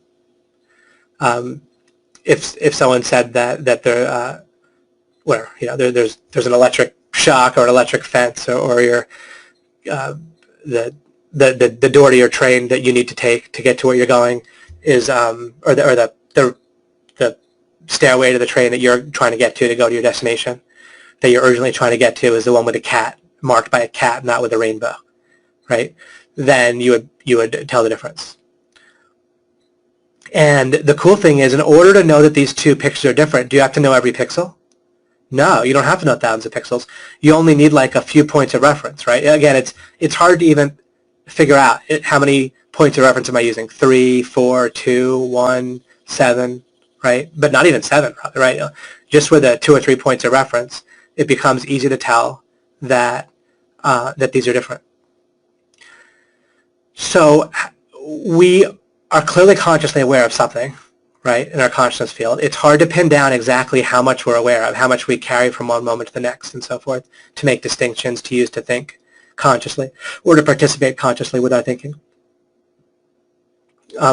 But there's some amount that we retain forward. There's some amount that we're aware of, some number of bits of information that we use consciously in order to build what we can know.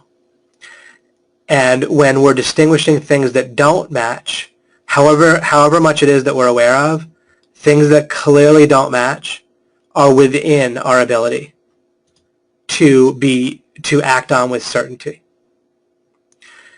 And furthermore, and we can even have some humility if we want. I could say, if these two pictures are exactly identical, then someone could just show me how they are somehow. But they'd have to address it at the level of showing me that they were identical in some way, showing me where the issue was, why they seem so differently identical to me, right? That would be impossible in this case. But again, if someone were sure that they could show me, then they could show me, but they'd have to really show me. They couldn't, just as I referred to before, tell me that, well, Dave, you've been wrong in the past. I don't care how many times I've been wrong in the past. I'm going to, if my train is marked with a cat, not the rainbow, I'm going to take this picture with a cat. I can identify that. And I'm not going to live my life as if I'm going to feel like I have doubt whether I can tell that these two are not the same picture. And why? Again, the opposite of saying, well, yeah, I really have no idea. The opposite of that is saying, I have no idea whether these pictures are different or not. That's clearly ridiculous, right? Again, we're mismatching. The opposite of saying that these pictures are different is saying, well, I don't know whether they're different. If the opposite of saying I know these pictures are different is saying I don't know where these pictures are different. Or you could say, even if you put some degree of confidence in there, acting with saying that it's completely arbitrary, it's completely unknown. So something is known, even if you don't have to even go to full-on knowledge. But either way, the practical difference doesn't matter, because people violate this in practice in ways that are big and obvious, easy to spot, constantly in life. And if we just stop doing that and build from there, we'll get more granular. We'll figure out all kinds of nuances of things, but we'll do it through this route of you start with the big obvious stuff, and then you keep building from there, and then the next less obvious thing becomes big and obvious next, and then the next thing is big and obvious. So, and I've already pointed out zillions of them, but I'll point them out proactively in the future as I continue with discussing this stuff. I'll give several more examples and go over this in different ways in the next few webinars, I think, or at least I don't know how many, but we'll just keep developing. We'll look at the law of non-contradiction. We'll look at the rest of the slides I have on this in the next webinar, and I'll make sure I'm not losing stuff from previous webinars and so forth.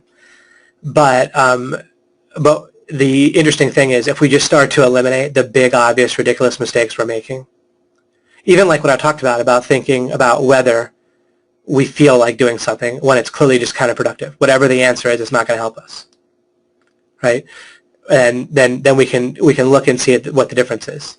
We can tell the difference between if I don't ask and I just identify what I want to do, and even if you don't know how to not ask the question, if you can just identify the difference, say, yeah, I can tell that I'd rather not ask whether I want to do something once I've already identified that, or whether I feel like I want to do it. Once I've already identified that that's the next thing that's going to be useful for me to do, or in other words, that I want to do.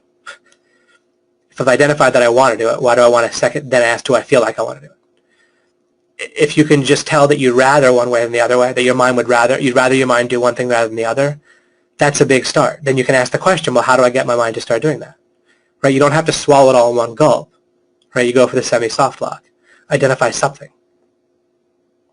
People block themselves all the time by reinforcing a bad conclusion with a should, like, oh, I should believe it. It should be true. So it doesn't matter if you can get your mind to stop asking whether you'll enjoy something. Just identify that at least you have the question of how to get it to. Stop doing that.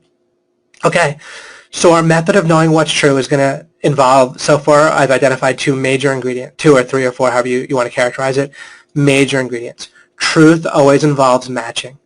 So in order to examine whether something's true, you have to identify what two things are supposed to match.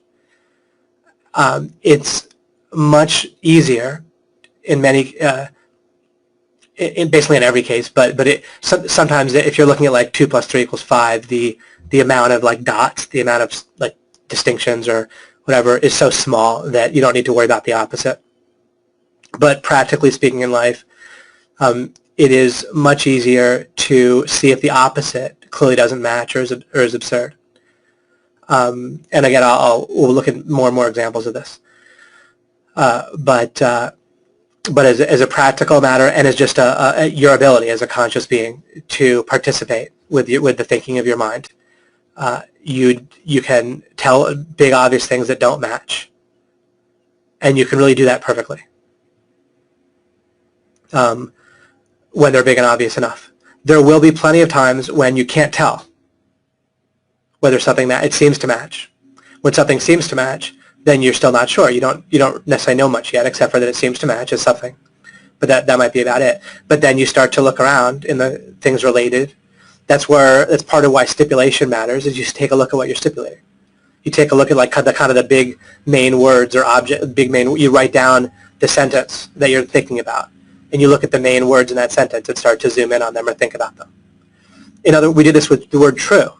We think about, well, how do I know what's true? Circle the word true, and identify. And we realize that actually it's a cluster that involves the idea of matching. Okay. And then we can also try to get a better sense of the word know. But one of the things we know about knowing is that it takes place in your consciousness field, not in the world of reasons, not in your mind. I'm sorry, it takes place somewhere in the interaction between your consciousness field and you as a being. But there's always a being if there's a consciousness field.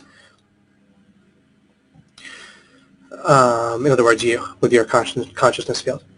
So we talked about truth involving matching. We talked about the default being your mind twisting the idea of understanding and truth to involve fitting or an association of one thing to another, associated and labeled as true. And then your mind gives you a feeling. Your mind might check it, feel like it fits with your model of the world. Yep, fits, and it's true. Or it doesn't fit, so it's not true. You don't want it, or whatever. Your mind resists clarity because that will actually mess with its feeling of understanding, which is how it keeps you from feeling helpless. That's another distinction. And then the mismatching, where it's much easier. Well, I talked about that just now. I reviewed it with matching. But how you're differently able, your lever of power. Remember, one of the things overall in alchemy, one of our most basic, most awesome questions is what's our direct lever of power that we have as a conscious being? It's a conscious being. Somewhere we have to have power that can't be taken away from us, like in our environment. That's not in the world of reasons. It's inherent to us. Can't be messed with, and we want to use it. And the better we understand that power, what it is, how it works, how to leverage it, then of course the more we're using the power we have, which means the more good we get for ourselves and others. So it's a really cool question about what's the most basic lever of our power? How do we understand our power? Instead, the mind twists the idea of leverage and power into more like resource and leverage, like for yourself, attached to yourself. But that can give you more leverage, but it also tends to give you more vulnerability. It's more stuff that can break or go wrong. On balance, it can be helpful at times to have leverage, money, relationships, and stuff like that. But if that's where your power is, and that's like a fortress, that if someone breaks through, you're helpless. You want to identify your real source of power that leads to all that, right? Whatever your lever of power is as a being, it doesn't just affect your consciousness field, it affects the world of reasons. It'll change the actual environment, right? What we think of as kind of the real world normally is partly, anyway, well, I'll develop that as well in the future, probably next webinar, I'll talk more about the typical model of the world versus how we break it down and how we're going to go back to using the typical model of the world often, but we'll use it with awareness. Much like once we realize something's a video game, we still want to get into the video game, or we can realize something's a movie, but we get into the movie. All right, excellent. Excellent. I like talking about this stuff because I already know it. Clearly, some of the times we're talking about goals, there's a lot I'm still working on and trying to discover.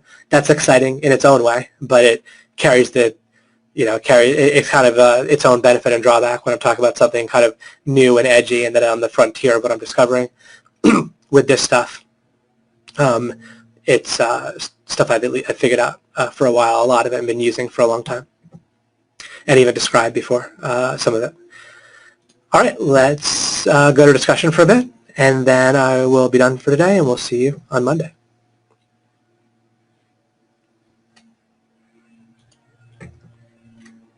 Coffee and alchemy. Yep, from an hour ago when I drank some coffee. What about I am X, stating in the present what you expect the future to be or your intention? Oh yeah, I even a little bit thought of that because it's a popular. Trying to move my chair forward, but it's not going to happen with the way the desk is set up. I kind of, for these webinars, I kind of move my laptop from where it normally is to the end of my desk. So we have a little bit better scenery than my refrigerator and the steps upstairs to the rest of my house. Okay, but this is a good question that I want to, it would be good to address. There's two meanings of good question. One is I don't know the answer, one is I clearly know the answer. And with this one, it's not going to be tough. So Jamari asked, what about stating in the present? Like, so what if you will kind of blend the metaphor? Imagine it's you, whatever age you are, saying, instead of saying, I don't want to go to gymnastics, maybe you feel like you don't want to go, but you say, I am at gymnastics, I am enjoying myself. You're not there yet, you're still home. But you're like, I am there, I am enjoying myself.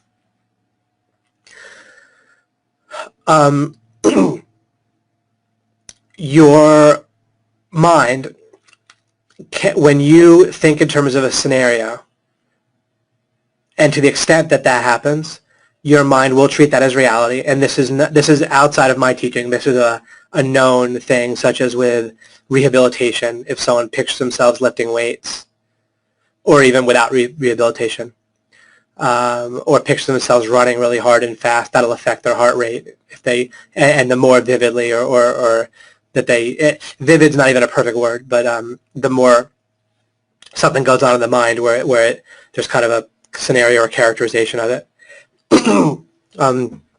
then the more real it'll seem. So there's a way to imagine, that your mind can imagine things that it treats identical or nearly identical, or even if it's somewhat identical, then your heart rate's still going to go up significantly, right? Even if your heart rate doesn't get as high, if you imagine yourself, immerse yourself and imagine yourself running, then if it increases significantly, that's still eye-opening, right?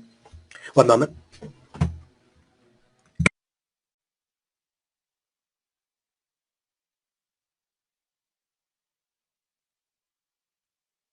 Oops, I don't know if I muted it or not there. I'm still recovering. I'm nearly totally recovered, but recovering a little bit, tail end of the cold. So your mind will treat it as real to some degree. Plenty of experiments bear that out, and there's plenty of teachers that show that and take advantage of that, help in a good way, help you take advantage of it, point it out to you. And so by stating it that way, then it, to a greater or lesser degree, will also help your mind bring the vision of it, right, to that way that it feels quasi-real, or there's like a continuum of how real your brain will treat it, your mind or your brain will treat it, depending on kind of how the context, how immersed you get in it, how immersed it gets in it, whatever. And how focused, whatever. Then, and so if you repeat that phrase, and if you get kind of focused, and that goes along with being immersed in it, then it'll feel real that you're enjoying it, which could change things and be effective in that case.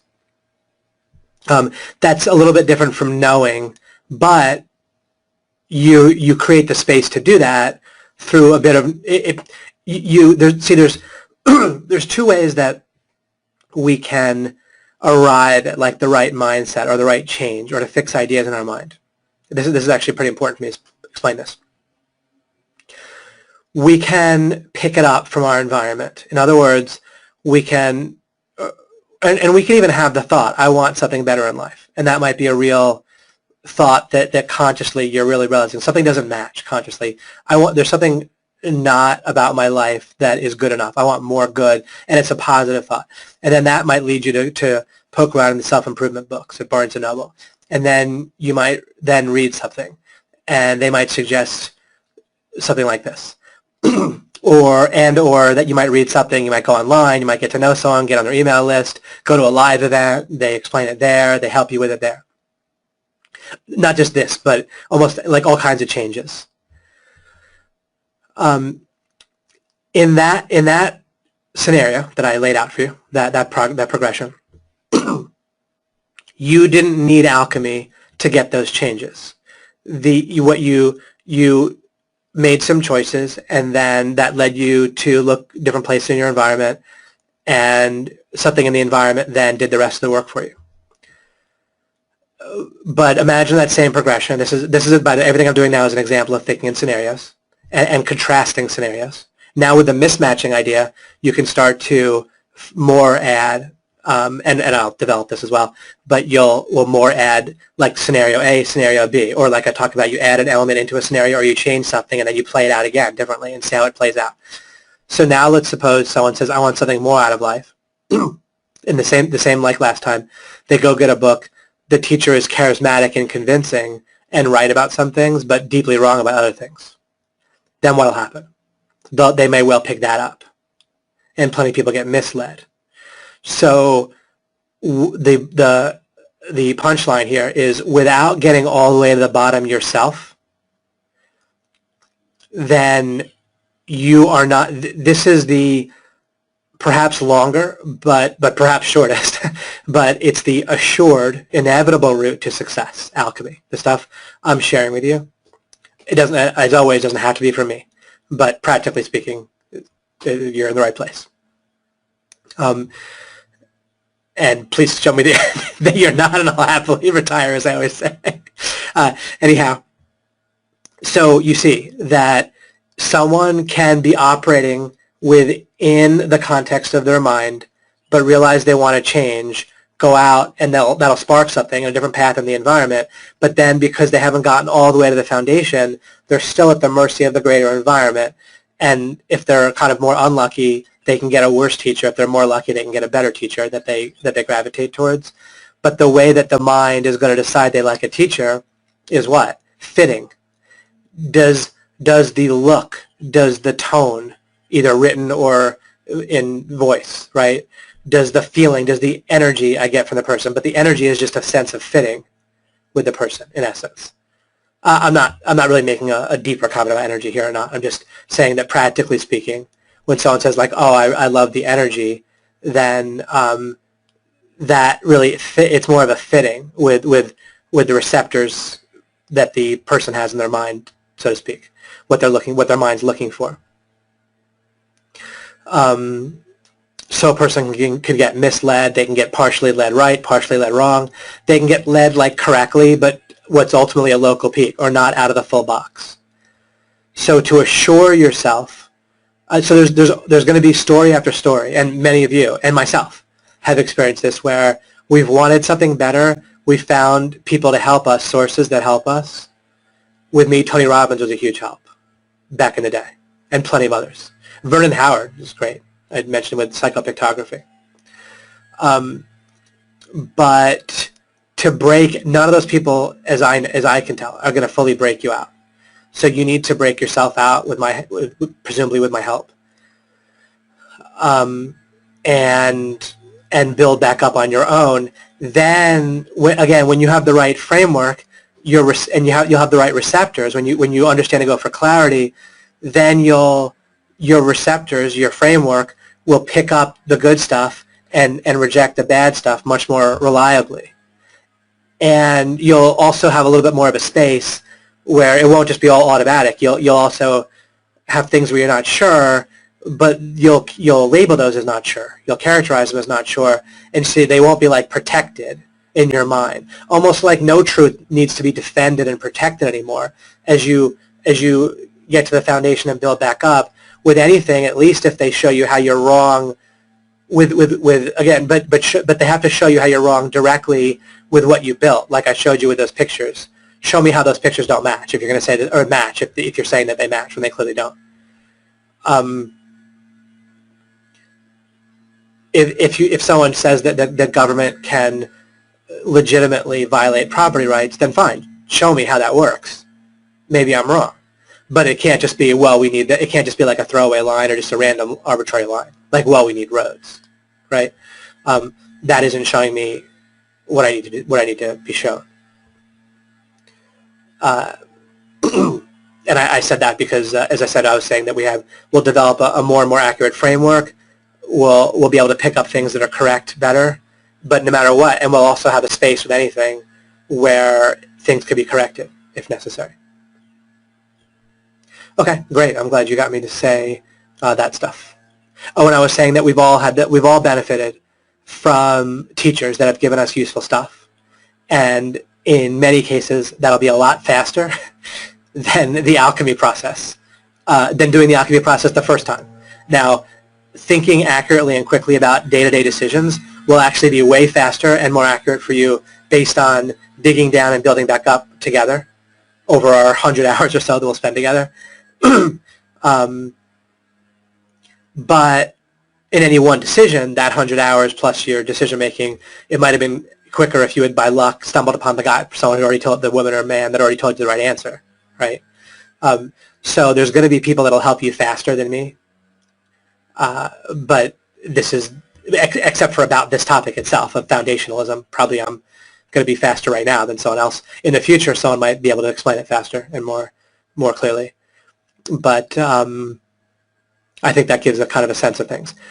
There's all sorts of places where, again, you'll get things, you get the answer to a question or the practical strategy from someone that is quicker and faster than the whole alchemy process.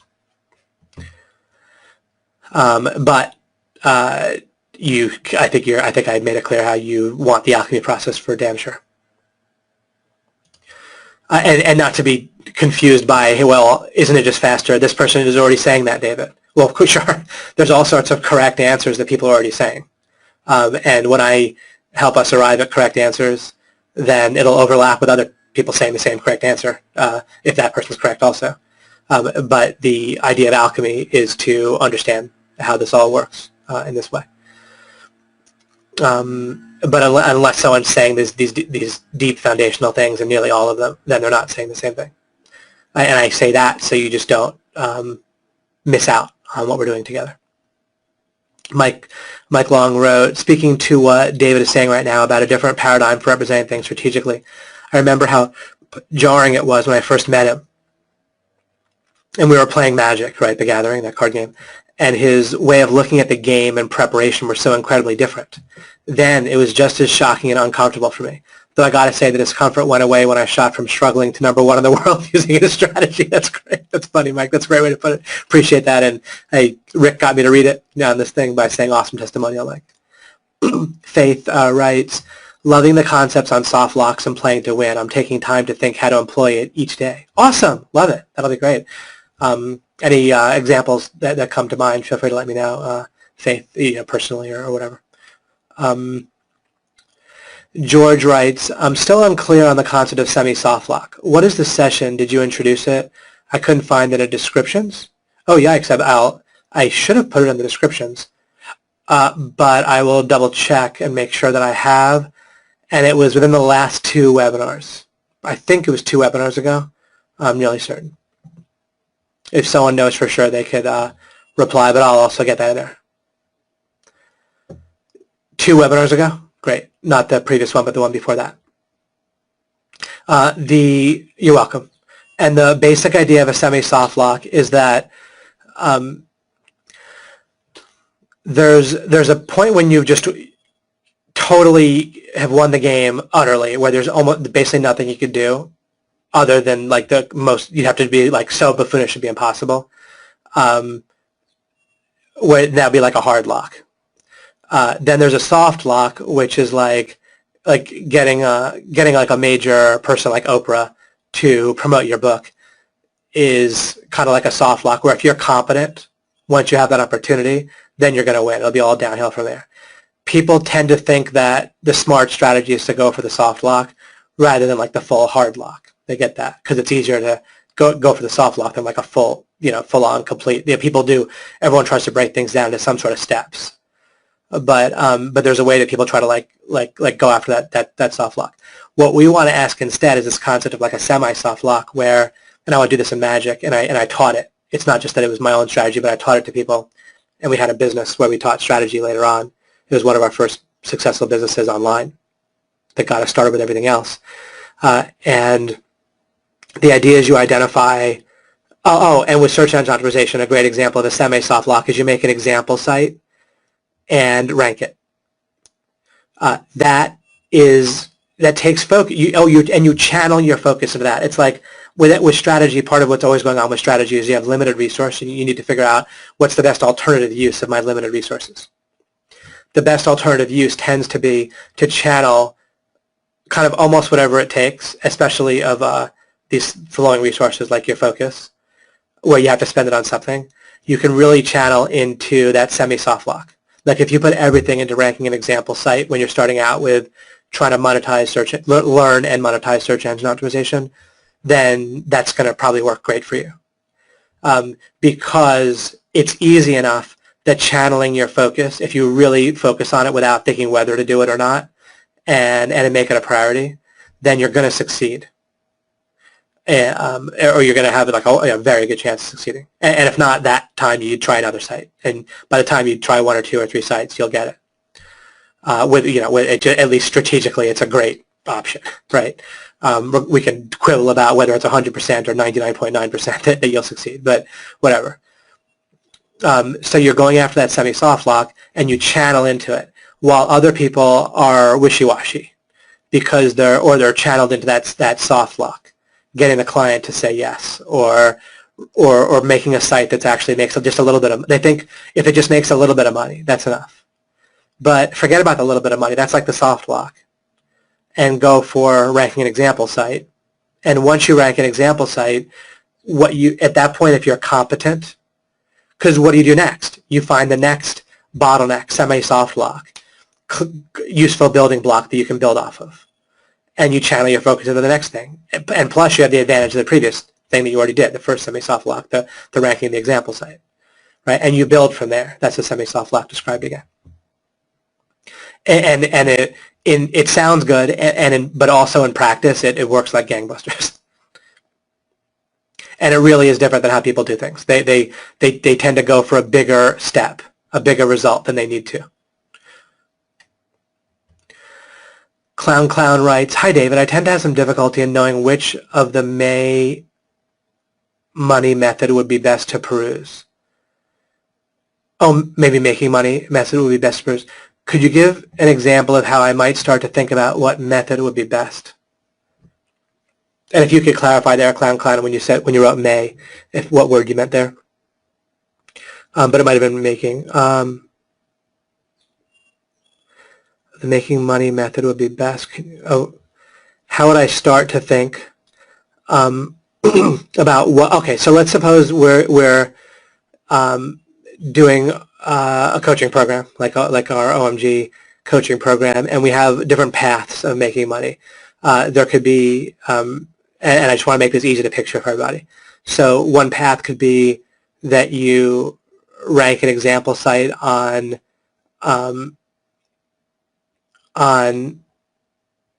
Google website that you make yourself, and then use that to get some client work on helping local businesses. Another path could be that you try to make a site that provides something interesting content and value, rank it for some keywords that can be useful for affiliate marketing, and have an affiliate link to some products that have an affiliate program, and make some money that way. Another path might be doing Amazon, which is quite different. Doesn't involve necessarily Google websites. That they could supplement your Amazon, but mainly you're ranking on you're finding products, getting them into the Amazon listing, making your own Amazon listing, and getting that listed on the Amazon internal search engine. And so let's say you're a person and you're thinking about which path works best for you. And this is a great kind of tangible example. It doesn't matter whether the question matters to a person or not, but it's easy to picture, and this will be a good way to illustrate. And something like this is something that we face, I think, constantly. There's a few things we can do, all different valid things we can do, but we can look and see, is it possible to follow through on a few of the different things? And it might be. Or I might think I might follow through with different ones, but I'll start with one. As a parallel illustration, this comes up like, let's say you're playing a computer game, and hopefully you can picture this, where it's like you're some sort of character that you're playing. Could be a role-playing game, adventure game, whatever. But you're a character, but there's different options for what kind of character you play. Maybe they're strong, maybe they can use magic, maybe they're agile, right? That kind of thing. But you have to pick when you start out, and there's different classes or types of characters you can play. You only play maybe one character for a little while, especially when you're starting out in your first game. You can only play one character. You might, after an hour, switch and try a different one, or you might follow that character through for a while. Either one's valid. You might play a character for half an hour, then go read the instructions. What you're doing is you're looking for distinctions. You're looking for more questions to ask. And everything I'm talking about now, remember, the discussion is sort of parallel in a separate universe from our monologue to some degree. And so there's things I'll be developing that I already have on slides for you in future webinars that I'm meandering to here, but that I prefer to maybe touch on, but not get too much into right now.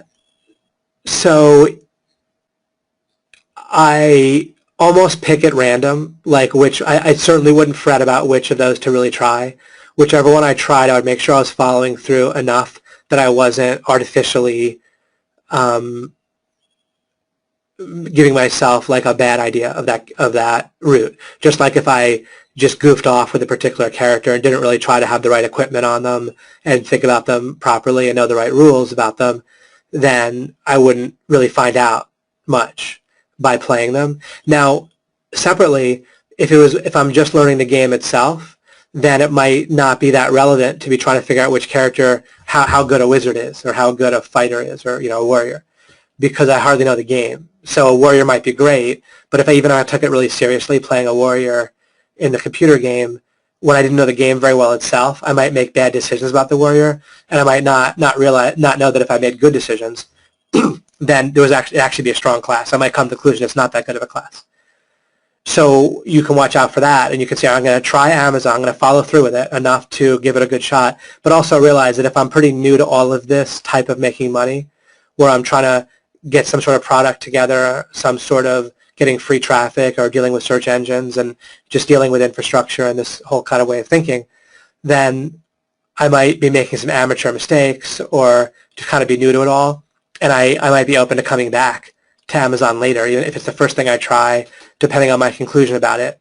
Then I might try something else. You're always kind of looking for the right questions to ask. You're not doing it to prove that you're already smart, to prove that you can do things right. Again, you're trying to eliminate wrong things as well as know. Part of what you can know is to eliminate incorrect things, or actually it turns out a lot of what you can know is to eliminate wrong things. So you want to be careful that you're not pursuing a money method in a way that you actually have a conflicting goal where you're trying to prove that you're smart, or you prove that you can do something soon, or prove that you're going to get results. Okay, now separately, you are looking to try to maximize the intersection of two things in the money issue. You're looking to, you have resources in life that you're starting out with, at whatever point in your life, in your situation, when you're starting out with these different potential paths of making money. Then you have resources that involve people that you know, people that you know who they know, and that can branch out a little bit. Those are resources or potential, like fairly potential resources that are sort of at arm's length or a couple of arm's lengths. Then you have your own skills, you have your own experience, including your own personality. Some people have more of an ability to convert in general. Also, you have your own culture. When you're dealing within your own culture, by the way, one of the things that is so tough about people going to college, this happened to me. You go to college, you end up moving permanently away from the town you grew up in for the first 18 years. That's what I did. And then if I hadn't done that, I would have had so many resources and potential relationships and networking. Anyone could be a networker in the town they grew up in. And anyone that, whether out of the, not anyone, but most people when they're out of the town they grew up in, it's so much harder. And you can even think, wait a second, maybe I should just move back to where I grew up. Why am I assuming not to be there? Anyhow, the intersection is between two things. Value that other people might want that you can spot, and your own resources. And you might need to grow that bridge. There might be nothing that you have at your fingertips that people really want, especially where there's a USP, a unique selling proposition. So you'll then need to ask questions that will grow your resources, right? It could be as simple as, how do as simple as, I have enough background with doing a little bit with websites, plus I know someone that maybe is interested too, that I might even partner up with that, or even just get a little bit of tutoring from them, help, or even just ask some questions directly from that person. So I have that, and plus it feels like it's kind of interesting for me to do. It might not be like my number one thing that I want to do in my next week. There might be some other activities that if I had all the money in the world, I might pick instead. But given that I'm picking something to try to make money with, that I find that reasonably enjoyable to go and work on a website and to kind of rank it like a little bit of a game and so forth for me. Or you might not feel that way. You might feel like, whoa, like that's pretty far from what I might want. You don't cross it off. Don't make it worse. Like not wanting to do something that's potentially a moneymaker is not something you want to exacerbate or focus more in on how you don't want to do something, and you don't have to reinforce it. But you can notice, well, that might not be, let me see if there's something that appeals to me more naturally. So again, you're looking for kind of an intersection. You're trying to look for maybe, or not even an intersection. You're almost looking for the closest place to, where do you build a bridge? Right? This brings a nice illustration to mind, right, as I talked about it. You build it on a place where the shore, there's just the two sides of the land are as close as possible given other conditions, right? But basically where the bridge is going to be easiest to build. So between your resources and where things other people might want to buy and value uniquely from you. And I was also pointing out that part of your resources and part of is your ability to convert to your particular culture. Whatever we all have our own culture, and it's not just our race, right? Of course, or our country of origin. There's nuances to our particular culture, right? It might involve where we are on the conservative liberal spectrum, where we are in the regions of the country, have different views on things, where we are on religiously, right? People that are kind of explicitly in a particular religion tend to have more of an in with other people that are explicitly in that religion, whatever it might be. And that can vary from religion to religion. Some give more of an advantage to each other or less, right? But those are all resources, right? If you're a member of a religion that's kind of tight with itself, then that could be a resource. And as long as it's reasonably honest to do, you can emphasize that or get a little bit more into that, right, as a networking thing. I don't mean necessarily fake it with religion or not. You make your own choices, but you understand what I mean.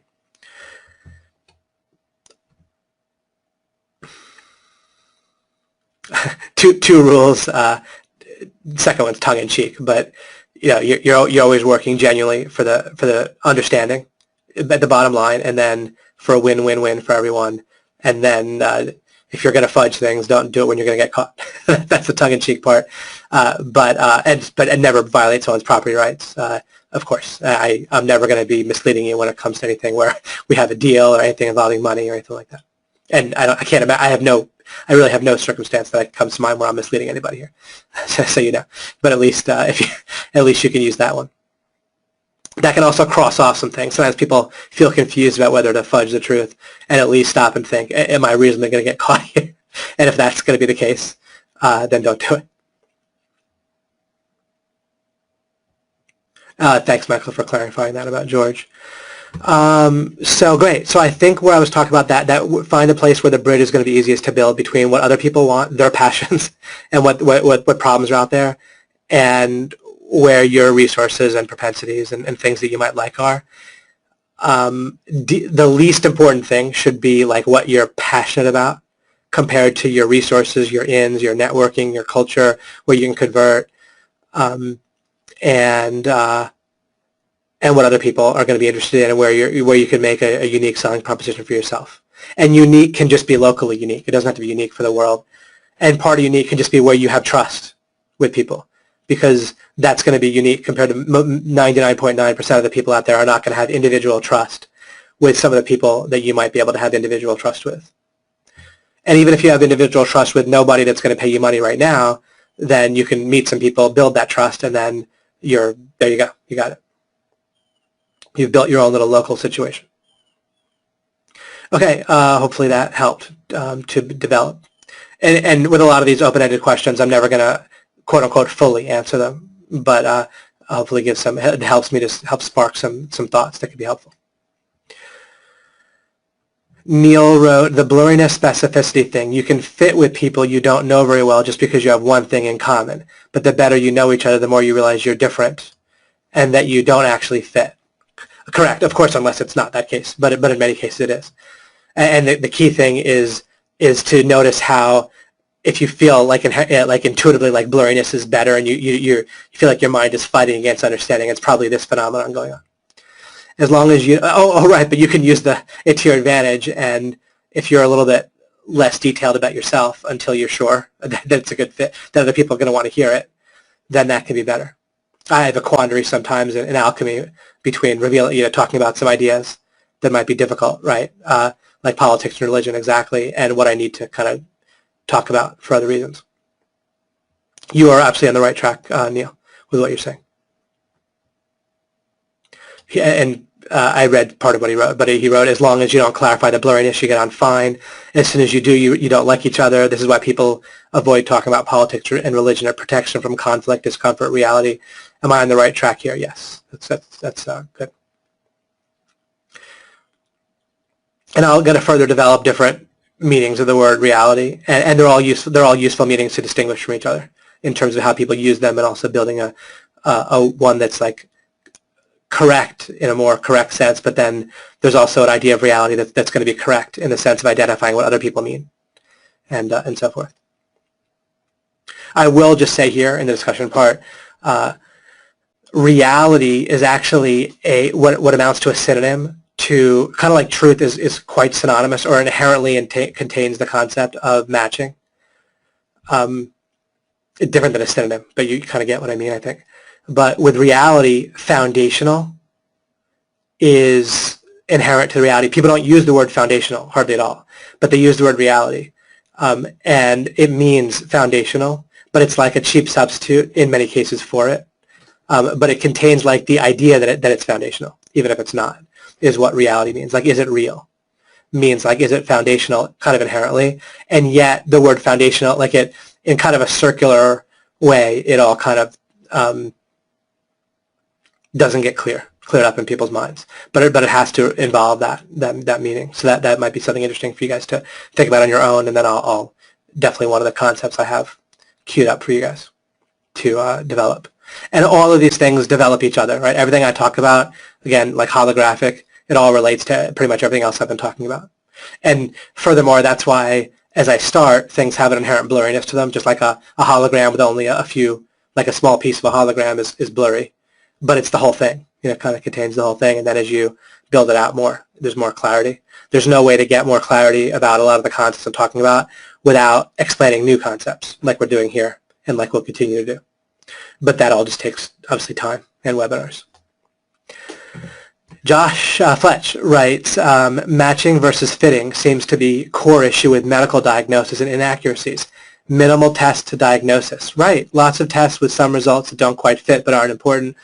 Right, because people want to get, when you want that diagnosis, when you want that answer in the wrong way, I want to develop something with you guys also regarding distinguishing boundaries and goals, and they can look similar, and they behave quite differently, where goals will like push and pull, and boundaries will like do the opposite, basically. Obviously, they don't push or pull; they just sit there. But they'll like clarify, and we can confuse the two.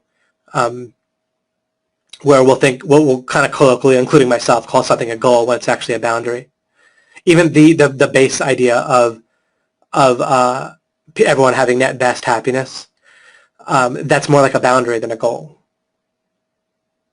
It doesn't push and pull at you. It calms you down and frames where the gray area in a great way that reduces whenever you reduce the gray area, everything is nicer, less effort, less trial and error. You get to the right answer quicker, et cetera, et cetera. Less frustration. So great what you wrote there, Fletch. Minimal tests to diagnosis. Right, and again, if the goal is a diagnosis, if there's a boundary of we want to have accuracy, then that's different than like a goal where you feel like you're pushing or pulling, right, where your muscles almost tense up when you think about it. That's like a goal that's pushing or pulling. There's times and a place for that, but we want to build as many correct boundaries, which is similar to distinctions, as possible. And again, distinctions calls to mind understanding, right? So understanding, distinctions, boundaries. Now the wiggle room, the gray area for goals that are pushing and pulling is smaller, and we can also have clarity where we have one goal pushing and pulling in any one time or situation or topic. And that becomes awesome when we're pretty much not going to be perturbed by almost any situation, even if it seems difficult or a setback or a problem. Once we reduce it to one goal that's kind of pushing or pulling that we're working on, and that's it, and the rest is boundaries and distinctions, then we're going to feel a calm confidence and a sense that everything's doing fine, even after a major setback. Lots of tests with some results that don't quite fit. I'm just reading, continuing to read what Fletch wrote. Lots of tests with some results that don't quite fit but aren't important. Some information thrown out and other lack information just filled in mentally. Yeah, you have all sorts of issues with, right, and basically you set yourself up for failure when you're this goal, the diagnosis is like pushing at you or pulling at you, instead of it being a boundary to get things as right as possible. It might be impossible to get things perfectly right, but what you can do is continue to narrow down to and then it might just become at some point clear and obvious. It might never become clear and obvious, but it very often might with a medical diagnosis. And then even if it isn't, then narrowing things down is clearly to everyone's benefit. Neil wrote, we're told by left-wing politicians in particular that we are all the same. This is not true. We need to discriminate between good people and bad people, good ideas and bad ideas. And by the way, even good and bad people, we don't necessarily want to think. Now, once we go back into the normal model of the world and we're thinking within that, and when we're thinking in the sense of practically speaking, when does someone cross the line where they have to be stopped? Then that can be a useful distinction. But we want to be a little bit careful with good people and bad people, where we don't know where people are starting. It really isn't about ever having to judge somebody else morally. We can judge more like what we're going to do, or if we have to just stop somebody else. Neil wrote, many people now either cannot or refuse to see the difference between the road and the cat. Right, those are the two slides that I put up where the difference should be obvious, right, if you look at it, and call you something like a racist or sexist or pointing out obvious differences. Yeah, like the sexism thing with the president of Harvard, right, who's a leftist himself, but he did a paper on the differences between men and women, and it really backfired on him, and he got kind of railroaded out of there. Especially with the differences with men and women certainly boil down to with reproductive roles create a ripple effect that at least the differences when you talk about men and races, gender and races, the differences will come where people get confused. They don't come inherently necessarily, except for the very blatant, obvious physical differences, like amount of melanin or reproductive organs. But the vectors, on average, on people based on thing, and not even necessarily on average, but the vectors that exist that are triggered by when I say vectors, like the kind of there's certain forces that act upon you if you're a woman or a man. There's certain influences. If you're 5 years old and you're a boy and you're struggling with math, then it's more likely that your teacher will say, "Come on, you can do it." And it's more likely with a woman that they'll comfort that woman and say, "Oh, it's okay. You don't have to do it." Right, so that's like a vector. That's like a kind of a force out in the environment that's more likely to affect a man one way and a woman another way. Of course, it's not 100%, but those vectors are real vectors, and that's where, and vectors like that affect minds. And the more we look at things that way, the more we can talk more usefully on both sides about things like racism and sexism, and identify that, yeah, someone of different race can have different vectors on them. any individual has their own things that they encounter in the environment that are different than any other individual.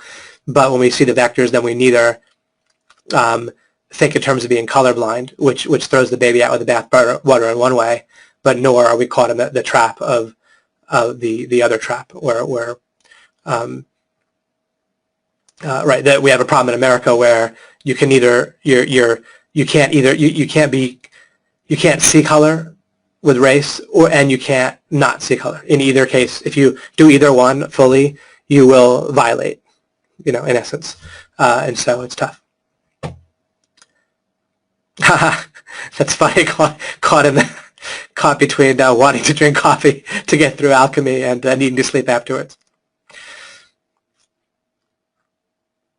Bryce writes, I have a question about how one learns. Let me see if there's any. No. Okay. Sorry, George, about skipping over. Sorry, let me just quickly. And I know I won't be able to get to every question regardless, but George wrote, Road and Cat might be identical in that they are both images, both used in the demo. Certainly. When I say different, I don't mean every pixel is different. I mean not exactly the same. When I was saying do they match? Match in what I was trying to say meant exactly identical. And doesn't match means that there are differences, not that every single tiny part of it wasn't identical. So that's correct, George. So not match isn't the same as different in every way. It just means different in some way, distinct in some way. Bryce writes, I have a question about how one learns new mindsets, info, lessons, etc. I feel like my brain tends to intake a limited amount of knowledge. For example, I would listen to more than one alchemy session and then try to learn other things as well, study for an exam, Tai Lopez, and my head would tend to not absorb as much. Is there a way of discarding useless info so that learning useful things would not be as much of an issue? Okay, here's what's correct about that. Based on practical knowledge that I have, like the same as like that the sun comes up and or the sun rises because the earth, spins. It's not all foundational, like perfect philosophy or anything, but just practically this is one of my expertise fields. The key is to rest, ideally even sleep, between studying different subjects. Of course, you have to balance your life and do different things, but at least take a break or a rest. The longer time, the better. But something that you're trying to absorb or learn, which, by the way, sometimes when we're in school, for example, or working, either way, we'll have creative tasks. For many people, those are better to do in the morning, including myself. Learning, taking in new information, tends to work better at night, and then it's better to sleep. It's often better to do a creative task after you've slept when you're fresh, and it's better to learn before you sleep. Not even because you learn better while you're learning, like while you're reading or listening to alchemy, but because it gets encoded. There's two. When you're first learning something, it's encoded basically electrically, like neurons are like firing and refiring in the same pattern, we could say, but it's like electrical, electrochemical. And when you sleep, that the neurons that fired, they'll get reinforced biologically together, where they'll actually grow more dense in that pattern that they fired in, and so forth. So the key again is sleep, or at least time. It'll happen without you sleeping. But if you study one thing like Spanish, or let's just say Tai Lopez, and then you study alchemy after that, or Tai Lopez, I know not Tai, but 67 steps. 67 steps, then you take like a 5-minute break, and then you study alchemy. The 67 steps, the thing you studied first, will tend to not be encoded as well. And you can picture that now probably because it didn't have time to get gelled or solidified biologically before you did the next thing. And then the most recent thing is going to be the thing that gets solidified better when you sleep. So that's how you do that. And there isn't like really a great way to fight that. It's better to like try to learn new stuff before you sleep and really take advantage of each sleep session where you really, if I was a student, I would pretty much study every time. Like every sleep is kind of precious and like a limiting factor. Excuse me. When I talk about bottlenecks and people ask me for examples of bottlenecks, that's an example of a bottleneck is with learning is sleep. And so once in a day opportunity to learn something right before you go to sleep. You could also take a nap or take even 2 naps if you're a student. 1 second, I'm going to cough some more.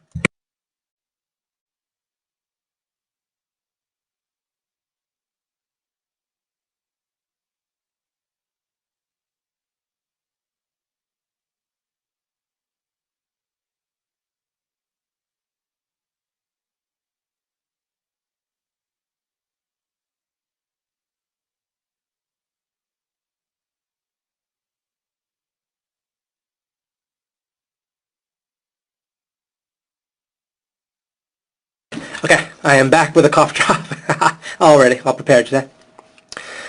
Anyway, so you see that there's also an example of a bottleneck. Another bottleneck is if you work creatively better in the morning, then you get 1 morning per day, or you can have multiple ones by taking a nap. You can kind of get 2 mornings and two like pseudo mornings, yeah, or 1 pseudo morning and 1 real morning, whatever. And by doing a nap and sleeping, if you're a student. Practically speaking, I would almost certainly take a nap if I was being a student, and I use all that strategically. Almost I forget I do it because it's just kind of so obvious to me because I picture it this way. Like I just see and, the neurons solidifying when I sleep, and so I just sleep. Or if I need to be creative and I feel tired, then I'll just nap. Of course, unless there's some reason in my life I just can't, but I'll nap. I'll ask the question. I can think about the result I want. I can think about the way the world would look if the problem was solved, and then rest. And then I don't need to wake up with the answer. It's just that then I work on the creative task afterwards. Or if I'm writing a sales letter, then I might picture what I want to have happen from the sales letter and the way the world would look. Picture sales coming in, or I might picture a couple things, like a person coming to it saying, oh, this is compelling, this is fascinating, I want to get this. And then they go buy it. And then they're also set up by the sales letter to consume and profit and use the product successfully. I might picture all that vividly. When I say vividly, I mean ask myself some questions, like a kind of triangulate in, ask myself, like look at it from a couple angles. I don't mean like I just do an active will see it more clearly, like bringing it into focus, like physically, like with a knob or something. It's not like that. It's just, it naturally becomes more vivid. If you ask questions, this will be a useful hint for people too. If you ask questions within a scenario or within this kind of picture of the way the world would be after you accomplish a creative task that you're looking to do, ask questions, how quickly would they buy? What would they recommend it to a friend? What are they buying in the morning or in the evening? Like, it can be, if you think of particularly useful questions to ask, great. Where did they come from? Who referred them? What were they doing before they came to my site? It's not about answering those questions correctly or getting bogged down in the question, but by asking the question, it pulls your focus into the scenario, and that'll help you.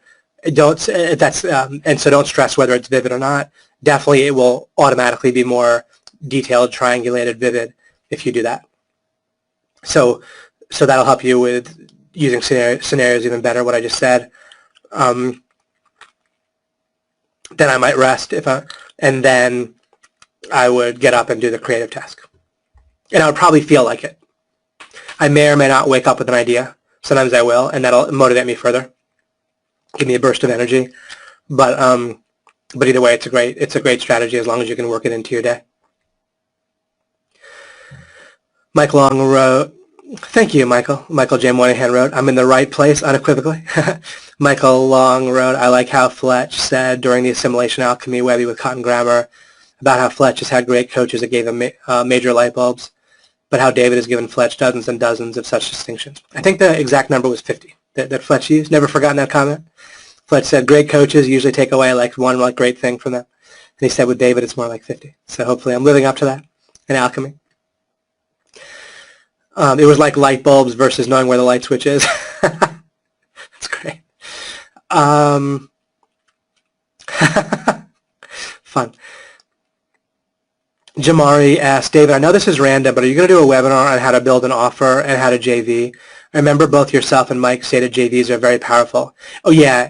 I plan, that's like kind of the phase 3 part. When I gave the walkthrough on how alchemy was going, like phase 1 was kind of, we were looking at goals, goalscape, thinking of strategies, like strategy and goals, kind of initially to get ourselves warmed up and talking together, and to just give you a number of useful things, since I'm an accomplished strategist and I reflect on strategy. And it opens us up and gets us asking the right questions about phase 2, which has to do with how to know what's true, and relating that especially to the issue of our self-image, not even like enhancing our self-image, but we just are by far people's major expense and major conflicting goal constantly whenever they're going after their other goal. I think that's outlived its usefulness while I'm trying to talk. The cough drop. Sorry if I think that was garbled.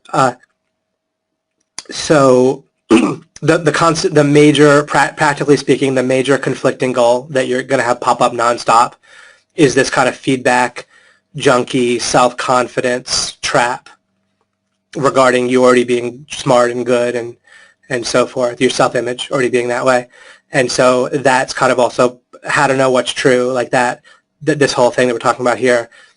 The most practical use of it probably is getting your self-image straight. Not even getting your self-image straight, that's correct, but also like getting the very concept, getting your understanding of self-image is as opposed to, this isn't just about like building your self-confidence, or not. The effect will be that and better, but it's not like what would normally come to mind if someone didn't know much about alchemy and they were reading, oh, today we're going to talk about self-image or self-confidence. Then they would probably be surprised by what we were talking about.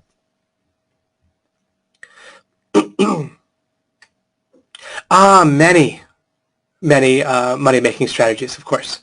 Makes sense. Megan wrote, I love every concept you clarify for us. I find I'm not only constantly trying to apply things now to my thoughts, decisions, and actions, I'm explaining the concepts to people I encountered in almost any conversation, which tends to build even more clarity, as well as bring up more blurriness. Absolutely, or bring up questions trying to do that too, right? When you try to explain something to someone else. But it's a great way to learn, is to be trying to explain to somebody else, because you see for real what the blurriness is. We'll often have like this feeling of clarity, like what comes from fitting, and a feeling of whether something's blurry, which is usually telling us it's not blurry when it is, and then when we try to tell somebody else. And that's part of what I knew would go on with me when doing alchemy itself, is I made sure I had plenty of true value to bring you and plenty of things I knew I could say, but I also, and a decent amount of examples and things to understand how to say it, but I knew that it was going to be an ongoing challenge, and there'd be lots of things that would come up where I have to work my way through them with people. And not just with the ideas, but also just how to make the ideas interesting and feel enough like they made sense that, people keep going and so forth. But you guys are so dedicated. It's great. This daily interaction with alchemy concepts and understanding makes me want to know and clarify more and more. Excellent. We've achieved liftoff. That's perfect. Once you're on the path that you're on, Megan, I think it's just amazing. Especially like once it's not going to be misled by a feeling of fitting. Once you're dedicated to the idea of like foundationalism, right? With that I covered like right off the bat in alchemy, and then I'm always reinforcing constantly. And we don't even need to know the foundation. We just need to know we don't want to not, right? That not getting to the foundation doesn't match. As long as we get that, then we're okay. You can, if you take that not matching thing and like those two slides that are so clearly different, and you can see how I'm constantly doing that if you re-listen to alchemy. I know that would take many hours, but as you re-listen, as you listen in the future. As I'd refer to the fact that I use the method of how to know what's true with you guys, the whole way through. That's awesome. I wish you'd put cameras all around your home and edit the content in a reality show so we can watch how you actually apply these concepts every day with real interactions work. OMG TV, that's hilarious. Your wife wouldn't go for that idea, of course, just music. That's great. Learn one, do one, teach one. Yeah, like I was talking to other people, exactly. Fletch wrote, the semi-soft lock concept is why I wanted to work through the Project Orlando and Rank and Bank live and over the shoulder. Oh, that's so great, Fletch. Doing that over the shoulder example, right, with people. David's example of building a site and getting it ranked for helpful keywords in a simple a way as I know of, that is directly on the path that leads to success online. Yep, absolutely right. Doing a semi-soft lock right with people, it's awesome. Susanna wrote, and we'll kind of a little bit wind down here, we're at the 2.5 hour mark. Susanna wrote, thanks to LOI and Alchemy, my parenting is completely changing. Wow, my kids are benefiting from it. Thank you, David. You're so welcome, Susanna. Didn't even mean to do that. I'm so glad, although relationships are certainly part of it. And yeah, you know how it is. It's like I've stressed that I so don't think that I'm this is so true. I don't think in general or whatever that I'm like a better parent than other people that I know in general about parenting. But what's the method of strategic method is I do know that I can help people cross off things and make certain distinctions that they might not have made, that and then they very well might become a much better parent than me. They'll have those distinctions plus everything that their talents and dedication and so forth. But yeah, so I'm confident about all kinds of distinctions I can help you with, and I appreciate that you're benefiting from that. And I never confuse that with being like a better parent in general. Shima wrote, topic, last few weeks I started to question my brain making importance from the PTS stories I have, post-traumatic stress stories I have.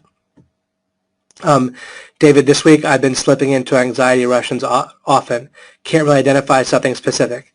Is Alchemy working on me? Sure, my life has insecurities, but nothing more this week than last month. As an simple example, I just dozed off for a few minutes on this Webby, and when I woke up I felt super anxious right away, feeling in my belly like butterflies. So I tried deep breathing to calm down. One thing with Alchemy I had started to poke around with is telling myself I don't need to keep my PTS stories going, or to try to poke around that topic, questioning the truth. Yeah, there's something, I don't know, I never know how much I'm going to get to on the webinar coming up from whatever one I'm on. But let me think here about something. We want to get to where, if we're going to feel bad in any way, including if this doesn't seem nice, right? Super anxious has at least an element to it that's bad. Then we want to get it to where our brain has the burden of proof. I wake up feeling anxious sometimes, or I'll feel anxious sometimes. And part of what I'll do is I'll do a couple things. I'll take a look at what I know regarding my baseline in life, right? Like I think I mentioned this before, right, Shema? And I'm sorry if I said Shema once, but it's Shema. I mean once just now. Definitely said it in the past. But I will have a baseline of again, practically speaking, within the normal model of reality, of that I'm okay in life. Like nothing's going on. Like no one's attacking me right now. No one I know of is about to attack me physically. Of course, it could always be the case in the world that at some point someone could, but I certainly can't live my life worried about that, right? I check that. Do I have enough money to just survive on a basic level until I can make more? Or at least do I have friends, family I can rely on for that? Like a social, a lot of people get through not with their own money. Like, sorry, they have their own money, but their sense of security can also be augmented in a practical and useful way by reminding themselves they have support. So if your basic survival needs are met, and no one's about to attack you, then you can say, all right, there's no problem. So if there is a problem that I need to watch out for, or that I need to take into account right now, brain, tell me what it is. Now, when I'm talking in that way, like you're talking to your brain, it's not you as a being talking. It's still your mind is doing that good talking as well. I'm just pointing that out. But you, first of all, I'm in the environment telling you, right, I'm giving you that strategy. It gets encoded in your mind so it can repeat that. Furthermore, you can ask questions or do things when you're constantly interacting with your mind.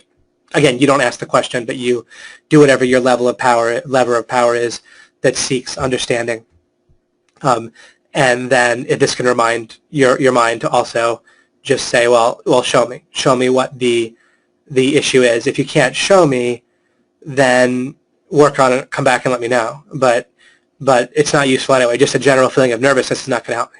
Just like a generalized feeling of pain isn't going to help me. You can ask your body, you can say to your body, if you're in pain, you can say, I feel the pain, I get it, I hear the signal, and then if there's anything specific, let me know, and I'll act on it. If you let your mind say that, then that's helpful. Or if you lead your mind to say it, if your mind just says it.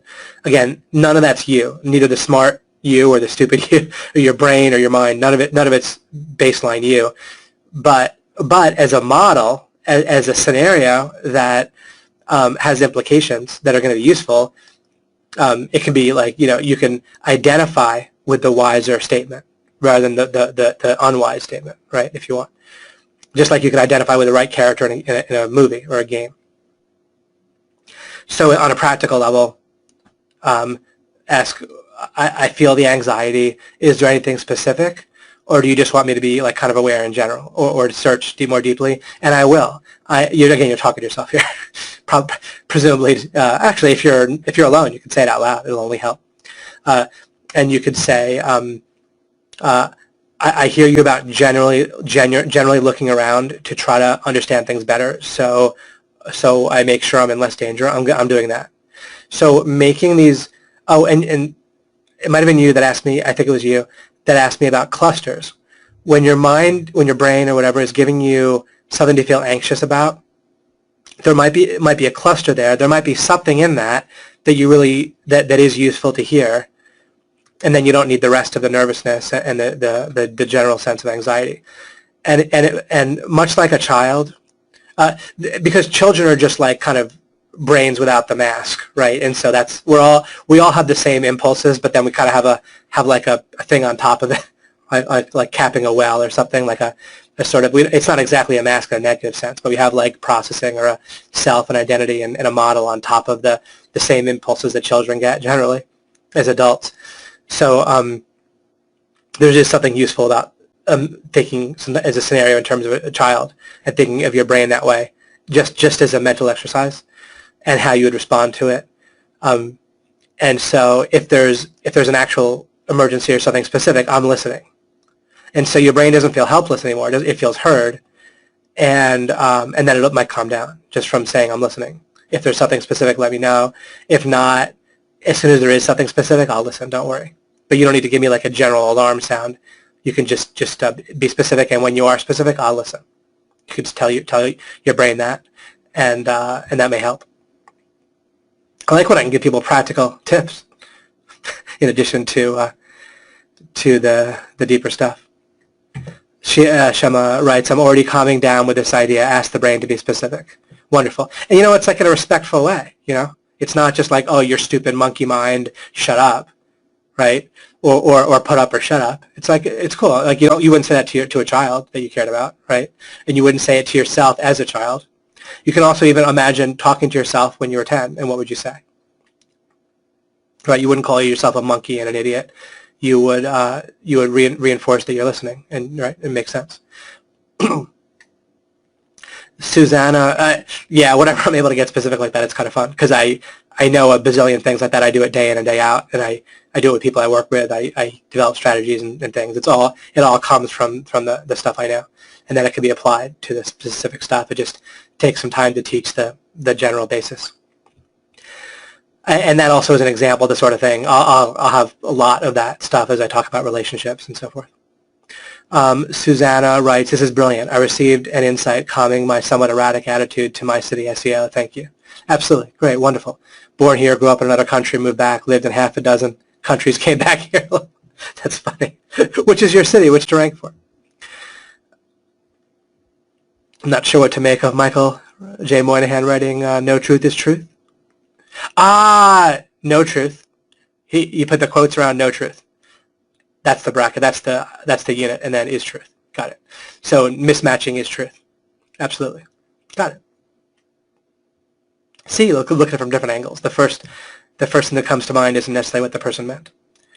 Okay, we're almost done here. Bryce writes, thank you for the webinar. Clown writes, hi David, I'm in the process of trying to understand racism.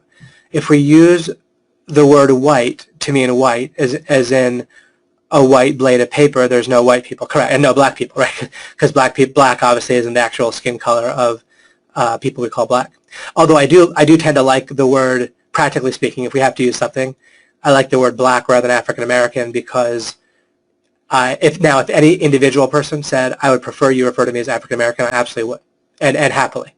But just in the absence of knowing one way or the other, maybe someone doesn't want to think of themselves as a hyphenated American.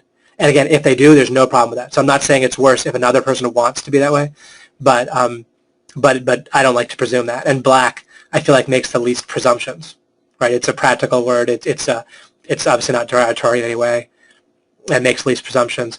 Understanding the idea of vectors on people, I think will help us all understand why races, practically speaking, aggregately, like obviously as a just averaging out individuals, you get different statistics and numbers and so forth.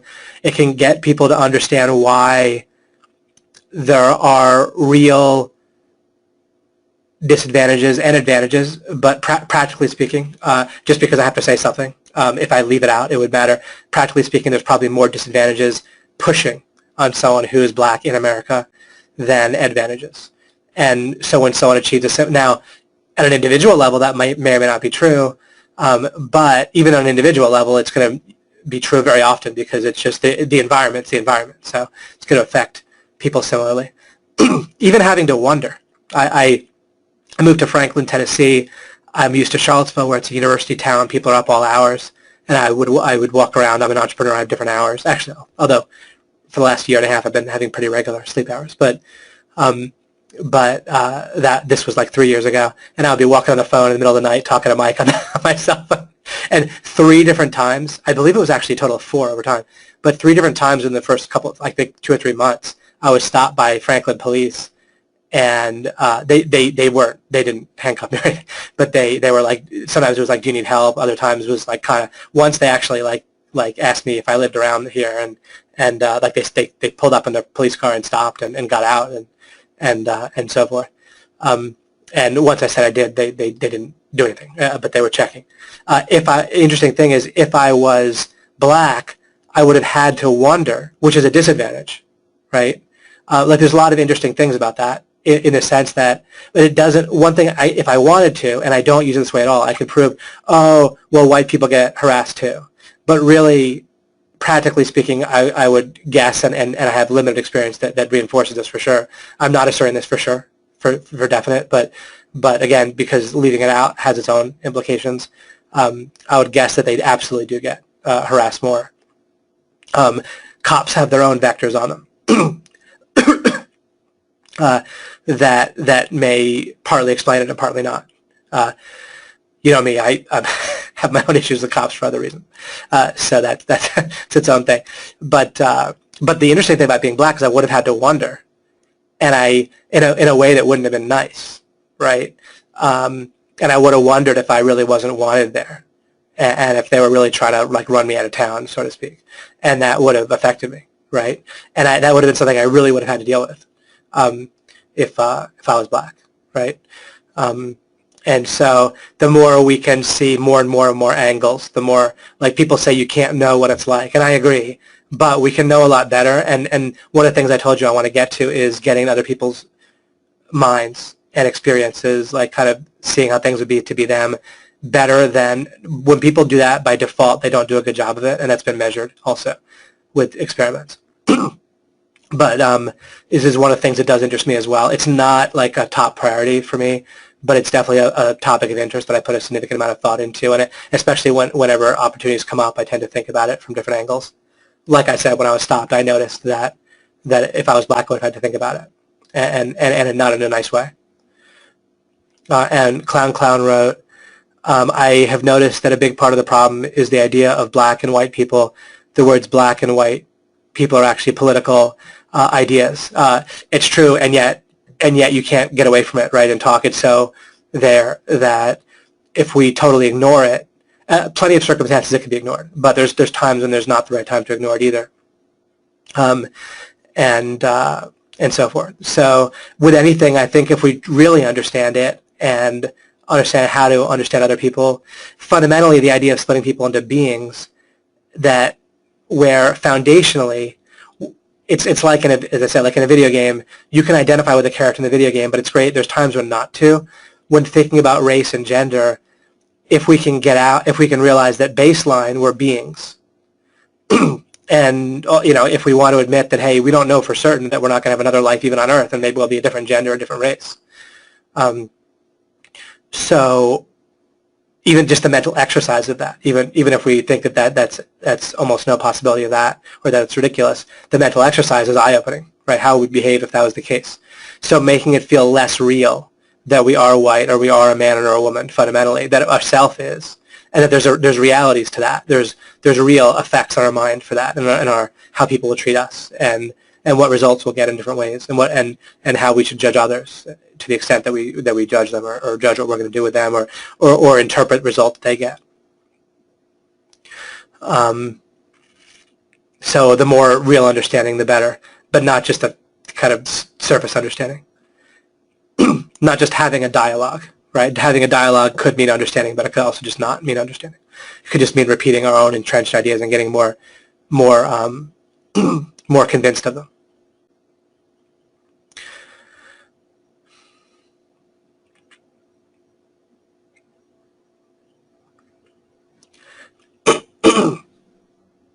And then racism in practice has different meanings as well. Many of which are relevant to distinguish, and that have relevance and have an impact, right? There's favoring your own race, and then kind of looking down on all other races, or favoring your own culture, or an overlapping like in our mind, thinking of race and culture as identical, when if we thought of them as totally disassociated, that doesn't make sense either, because there's an underlying averaged out reality to overlap between various cultures and races. If we ignored them, that doesn't make much sense. Meaning that we need to have some guess, at some reasonable starting point guess at where someone might be coming from culturally. But on the other hand, one thing that always helps is when people, obviously get to know people as individuals, and it's good news. I mean, there's plenty of experiments showing that even people that actually are deep racist in quite a negative and real way, on an individual level, they act surprisingly non-racist. Again, on an individual level, than so forth. That doesn't alleviate the problem, but it's something to. Again, the more pieces, the more we kind of cross off or identify, the more pieces of the jigsaw puzzle we identify correctly, the better. Mahir writes, David, I'm getting confused about the concept of synchronicity. Sometimes things or moments happen in your life that seem so surreal due to the fact they couldn't have happened another way. For example, you're running late for something and you run into an old friend. The whole time you're beating yourself up for being late, but after meeting your old friend, you stipulate that you were meant to be late that day, and then everything happens for a reason. Would you still be stuck in seams thinking, even if you have tried your best to deduce the other various ways it could have happened? I will make a note of the synchronicity question.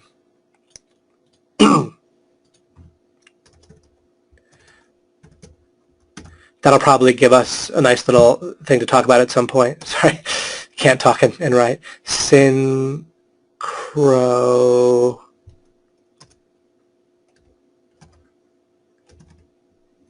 Is it? I know I'm not spelling that right yet. S-Y-N-C-H-R-O-N. Oh, maybe I am spelling it right. Synchronicity. Okay. Oh, and it's telling me it's spelled right. Okay, terrific. Talking messes with the correct way of spelling, which is visual and by feel. Or the usual correct method of spell, that when people spell correctly, they tend to have intuitively learned to do it by visualizing the word and feeling if it feels right. When you're people that are more used to processing things auditory tend to spell basically incorrectly, at least incorrect by the standard of the dictionary. You're welcome, guys. Very welcome. Did I skip my here above? No. That was written before I took note of it. And I have to skip some questions. I don't skip on purpose. I basically, pretty much every question I read, I haven't read it to myself in my head before I read it. So if I do skip your question, it's not really because I read it and then rejected it. It's just because sometimes I just randomly skip a little bit here and there. But it's going to be random one way or the other, right? If I can't get to everything, then it's going to be either because one way or the other. And it's almost better to skip without reading than to skip with reading. If I read something, if I read something in my head, I generally just address it. Is one of the ways that it makes the webinars maybe take a little longer, but that way I'm not skipping something after I read it. I don't want to do that to anybody. Okay, as we finally wrap up here, I may or may not answer some of these, but I'll just read a little bit here. And I appreciate all the thanks. Another great webinar from Susanna. Jamari writes, thank you for that strategy. My mind has yet to show me why I should feel bad. I ask me the same questions as you do. Is my life threatened? Like what I covered with Shema. Am I royally and utterly screwed? Do I have family that will be in the that will be the team for me if push comes to shoves? Then what's the big deal? Simmer down, brain.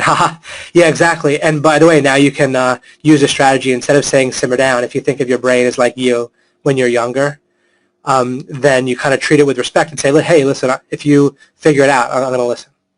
You know. But you don't need to, I hear you. You don't need to give me a general feeling of unease. It even works for physical pain to some amount of degree. If you basically actually focus on it and listen and make your body feel like it's listened to, and ask, okay, well, where is it located? If you try to look for the exact location of a pain, it'll diminish. And that if you basically just don't believe you should feel bad about it, then if you think of it like a signal. So and the same thing, emotional pain and physical pain are pretty much the same place in your brain anyway, that they're caused. So pain in every way can just be less in life just by identifying it as a signal and not buying into the. Remember, I talk about reality contains the element of foundationalism. So is the pain itself foundational? No. It's real in the sense that I experience it. It's real in the sense that there's probably some reason, but it's not real in any sense more than that. And so I can acknowledge the pain, tell my body, I hear you, ask where it's located or why it thinks I have it, and then your body itself, it's only meaning to signal you anyway, or maybe influence your behavior. But if you're kind of acting like you're listening, that can really help. Repetitive thoughts, again, when they're heard, you want to show your brain that they're heard in a way that your brain gets. Your brain gets things through scenarios. Your brain gets things by if you just write it down on a piece of paper and your eyes see it, then your brain will get it. Because what happens, if you write something down, then your brain is receiving, it looks at it with your eyes and it receives the input. It's one of the ways that your brain is like, okay, I see it. It's now physically in the environment. Your brain can see it. When your brain is talking to you, your brain doesn't hear anything back. It doesn't know that you've heard it. So it needs something. It needs something that it can see. So that means when you think in terms of scenarios, then both the thing is it's like a bridge. Both you and your brain are sort of, you can't ever see the same thing because your brain doesn't see your consciousness field, but metaphorically or in the way that matters, your brain is seeing the same thing as you when you're thinking a scenario. And that's one of the big deals from me that you'll get. People say that in some different ways, like when I talk about visualization and so forth, but I think the way I explain it is probably an aha at some point. You might have already gotten, but I think there's something a little distinct about the way I explain it. In terms of this is how your brain and you can communicate because you're both on the same page when you're dealing in scenarios, or anything close to thinking in scenarios may well be a scenario. By the way, don't, as I talked about last time, don't get overly worried about it. It more like if it's pretty clear that your brain's not getting it, like if you're stuck, if you're afraid, your brain isn't getting something, or you're not, so you work through the scenario. You don't have to think, is it bright red when I'm picturing? You just work through it. Like you're at the dentist, what happens? So it's going to be some pain, then what? Your teeth will be fixed, you'll feel better, right? If the fear diminishes, then you're seeing it in a scenario as much as it matters. That's kind of what I mean.